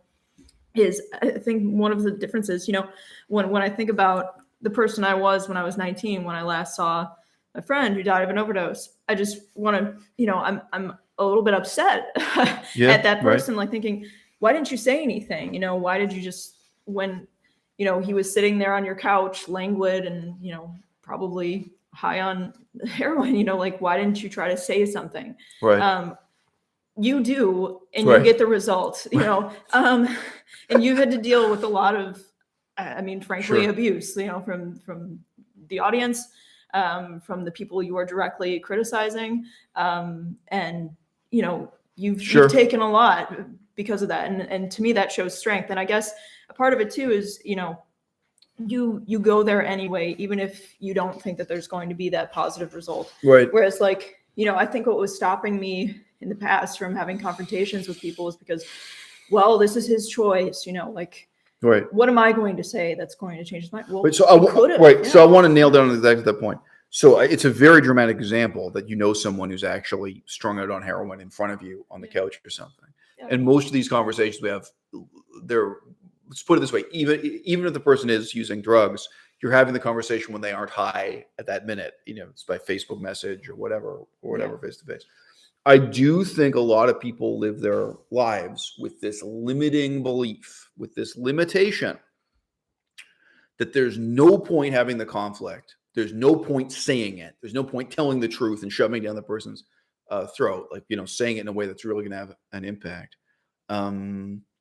Because there's nothing to win, right? There's nothing to win by arguing, by fighting, by telling the truth, by, and again, in this case, we're talking about saving someone's life. Yeah. We're talking about life and death. So it's remarkable. It's remarkable that people live with that belief. It is a non-factual belief. It is a counterfactual belief. It's a fictive belief. But people really do believe, what's the point in fighting? What's the point? And by the way, so drug addiction is kind of an easy one. There are people who have sexual molestation in their family history, like sexual abuse, sexual misconduct, like moral problems like that. And they really live with that. Like, what's the point of standing up and saying to this person, or maybe saying to their mother or father, look, this is the reality of who this guy is, and this is what he did to me, or this is what he did to my sister, or whatever the situation is. What's the point of telling the truth? What's the point of of confronting people this way. Okay. But I have an answer for that question. All right. What you get to control and what you get to decide is who you are going to be. Period. I don't get to decide if that crackhead sobers up or not. I don't get to decide if this guy quits using heroin or not. I don't get to decide if this person is willing to become vegan literally to save their own life. Like even taking out the ethical aspects and the ecological aspects. I don't get to decide that. I get to decide whether or not I am going to be the type of person or I am going to be the person who stands up and does the right thing because it's the right thing to do, who takes that on, who deals with it. Or if I am going to be, in plain English, a coward, right? It's a kind of cowardice. Like, and again, I'm just using these two examples, but we could give a lot of examples here. Like, I'm not going to let this person know that their drug use is a problem or their alcohol use is a problem, that kind of thing. I'm just going to skate around it in silence. Or I'm not going to deal with and confront the fact that this family has a history of rape, of sexual abuse, of something like that. That's really upsetting or deal with. But again, really, there are many, many, many other instances and examples we could get into here. You're going to be conflict avoiding rather than conflict escalating. And you're going to live with the belief that there is no point in telling the truth, that there is no point in dealing with this. So sorry, not to make everything about me, but if you tuned in, look, every other kid in my family, my father had 9 kids, okay? They all know Joseph Stalin is bad and evil and wrong. They all know Stalinism is wrong. They all know Mao Zedong is wrong. None of them ever confronted my father about it. None of them ever confronted my mother about it. Both my father and my mother were communist extremists, not moderate communists, not reasonable communists. And but there are a lot of other examples. I mean, frankly, what both my parents had to say about Israel and Israeli politics. Like I'm just saying, giving examples of lower intensity than being in a family that actively justifies mass murder of millions of people. It's just as serious as growing up in a family where your parents are neo-Nazis. It's just as serious. And in a sense, in one sense, it's more serious. There's some ways in which it's less serious. But one way in which communism is more of a problem in your family than neo-Nazism or racism is that communism was on the news every fucking night, right? Nazism wasn't. Nazism was in the past. But like during my life, the conflict between the United States and Russia was ongoing. Today, still, the conflict between the United States and China is ongoing. Obviously, Vietnam, Cambodia, there are other communist countries, Cuba, so on, right? But like the reality is you're dealing with it every day as part of the ongoing, still unfolding politics of the world in a way that Nazism is more of like a footnote in the politics of the world at this point right now. I mean, I'm saying this, of course, the war in Ukraine at this moment, so on and so forth. There are different elements to the concept. Every other fucking person in my family, and all of them are older than me. None of them are younger than me. I was the youngest. All the brothers and sisters, all the cousins and aunts and uncles, and anyway, other people like that. Other people were in a position like an aunt and uncle, whether or not they're religious. They all took the position like, what's the point of making a fuss? What's the point of telling the truth? What's the point of having a conflict about this? I was the only person who said, no, there really is a point. There really is something to win here. And it doesn't matter. My father went to his grave making excuses for Joseph Stalin, being pro-Stalin and pro-mass murder and pro-slavery. Don't even want to get into it. It's crazy, what's packaged in with that shit, Oh, well, guess what, motherfucker? I can say this to any of my brothers or any of my sisters. I get to be the person who stood up and did what was right. Yeah. That's what it could be. And that is now partly, it's just an end state. Like, this is who I am as the end of a process of development, but it's also an ongoing process of development. There are situations that are totally hopeless. This doesn't happen that often, but there have been a few situations where I stand up and talk to the cops, where I really have a conflict with the police and other authority figures of that. And I have no sense that I'm going to break this policeman's heart and change him. It's possible. It's possible some of those conversations I had with the cops, they later really went back and thought about it and reflected on it, because it's probably very rare for someone to step to a police officer and say, hey, this is wrong, this is right. What's going on here, man? Yeah. Well, that's what we all want everyone to do. That's every time there's another disaster with police brutality. It's like, why didn't someone stand up to the cops? Why didn't someone tell the cops what was wrong, what was right? It takes real strength. For most people, it's terrifying This is a man with a gun and the ability to put you in a cage. He can just make up some bullshit, even if you've done nothing wrong, put you in a cage for a couple days. He can make your life really miserable. This cop has power over you. Do you have what it takes to step to that police officer and say, hey, this is wrong, this is right, and in effect, escalate a conflict, create a conflict about it? And again, the excuse people live with, the limiting belief people live with, is that there's nothing to be won. There's no point. You're never going to convince your own father not to be racist if you have a racist father. You're never going to convince your own father not to be a communist if you have a communist father, like whatever it is. You're not going to win the argument. Oh, no. It's not about winning the argument, right? It's about being the person who can make that argument. It's about becoming the person who can do those things. And that's what you become through making that, having that level of commitment, having that level of risk, then having the kind of self-discipline and emotional character that comes with it, and going through that again and again. And you get to live with that level of preparation all the time. And if people say hurtful things to me, it happens on the internet, it happens in real life too. Yeah. When I do have conflicts in real life, I'm able to just laugh at and shrug off things that are really devastating and hurtful for other people, because I've had that preparation. I've lived with, this comes back to the first thing I said in the video, I've lived with taking my life seriously in that way. And even this ridiculous email correspondence shows it, right? Like, oh, okay, well, I'm going to take this really seriously. There's one human being's life to save. Maybe there's somebody in the audience what's going to save their life.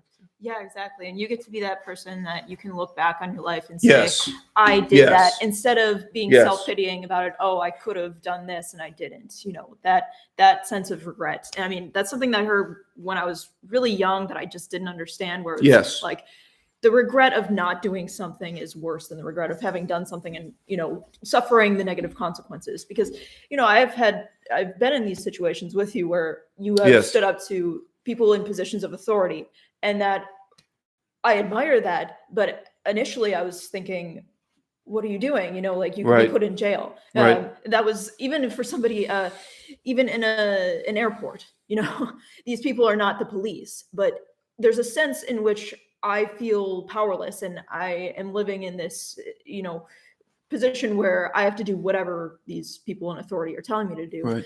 And then, realizing, no, there's another option. If somebody is in effect mistreating you, or, it could be someone else they're mistreating, but they're doing the wrong thing. Yes, they're doing the wrong thing, whether it's something that, they are directly flouting the laws, flouting what they're supposed to do, the rules of their job, or just being really rude. And there is an option where you can stand up to authority. And yes, you might, bear the brunt of insults. You might have to deal with some unpleasant conflict. And, but in effect, you have to practice that. You have to become a better person that way. Yeah. So look, I know a lot of these are very emotionally charged examples, talking about your relationship with your own parents and drug addiction and Nazism and communism and so on. But this might seem like a very tame example by contrast, but when you're living through it in the moment, it's really difficult emotionally. I stood up and confronted a whole series of professors. This comes back to TKO Sam.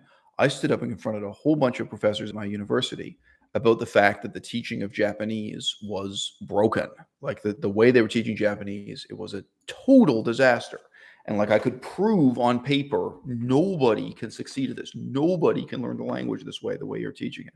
So just very briefly, but one of the things they did, they started with a course that was so many months long. And then they cut it in half. And they said, we'll make it an intensive course. We'll do it in half as much time. And then they cut it in half again.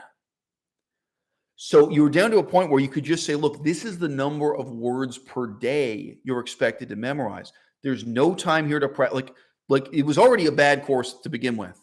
You doubled it and cut it in half and cut it in half, or doubled and doubled the intensity. Like there were some ways in which it was like, not just my opinion that this course doesn't work, but like really demonstrably factual. So, okay. I believe from memory about 6 professors privately, person to person, agreed with me. They said, look, you've pointed out something really important here. Like you're right about this.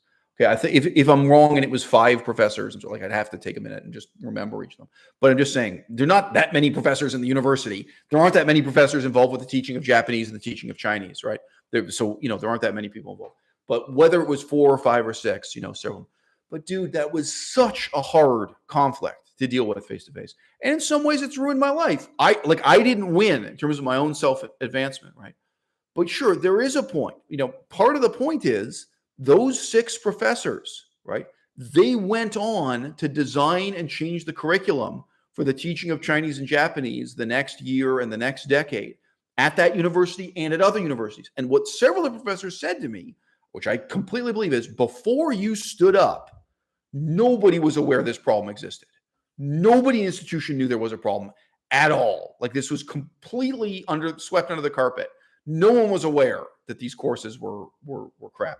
Well, just to be honest with you, she was a really nice lady. The one woman who taught my first Japanese course, she did know.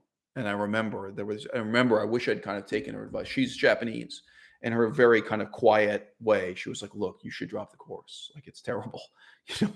And of course, I wish I'd taken her advice. That would have been easier for me, right?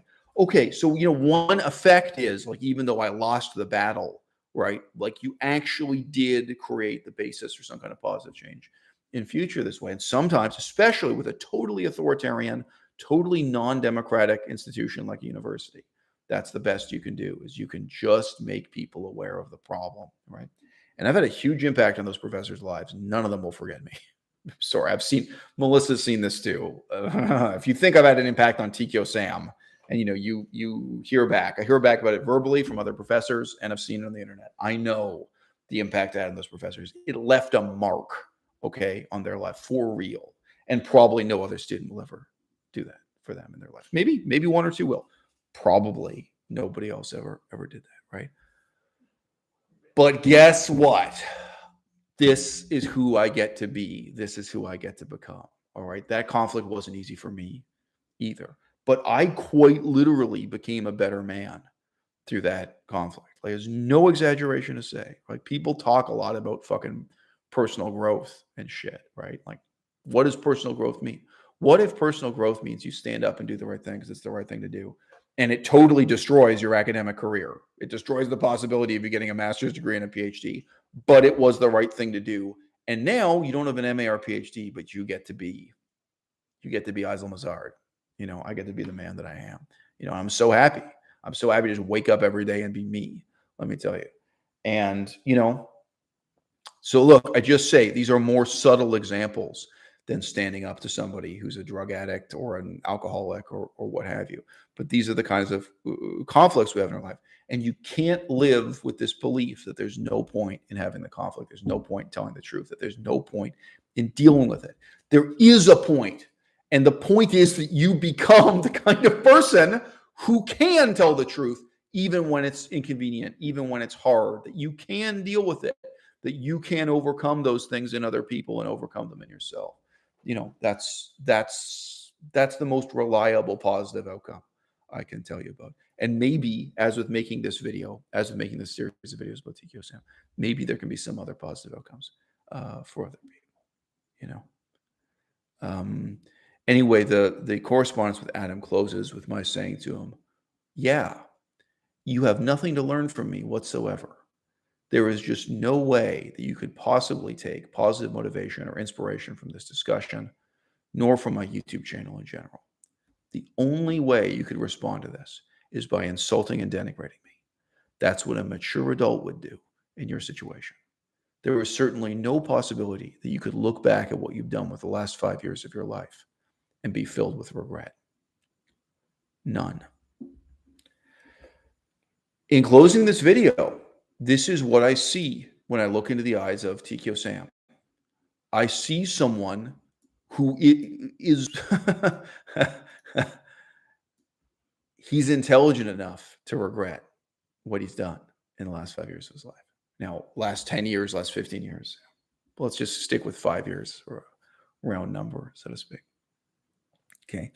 He is intelligent enough to be filled with regret when he looks back on his life.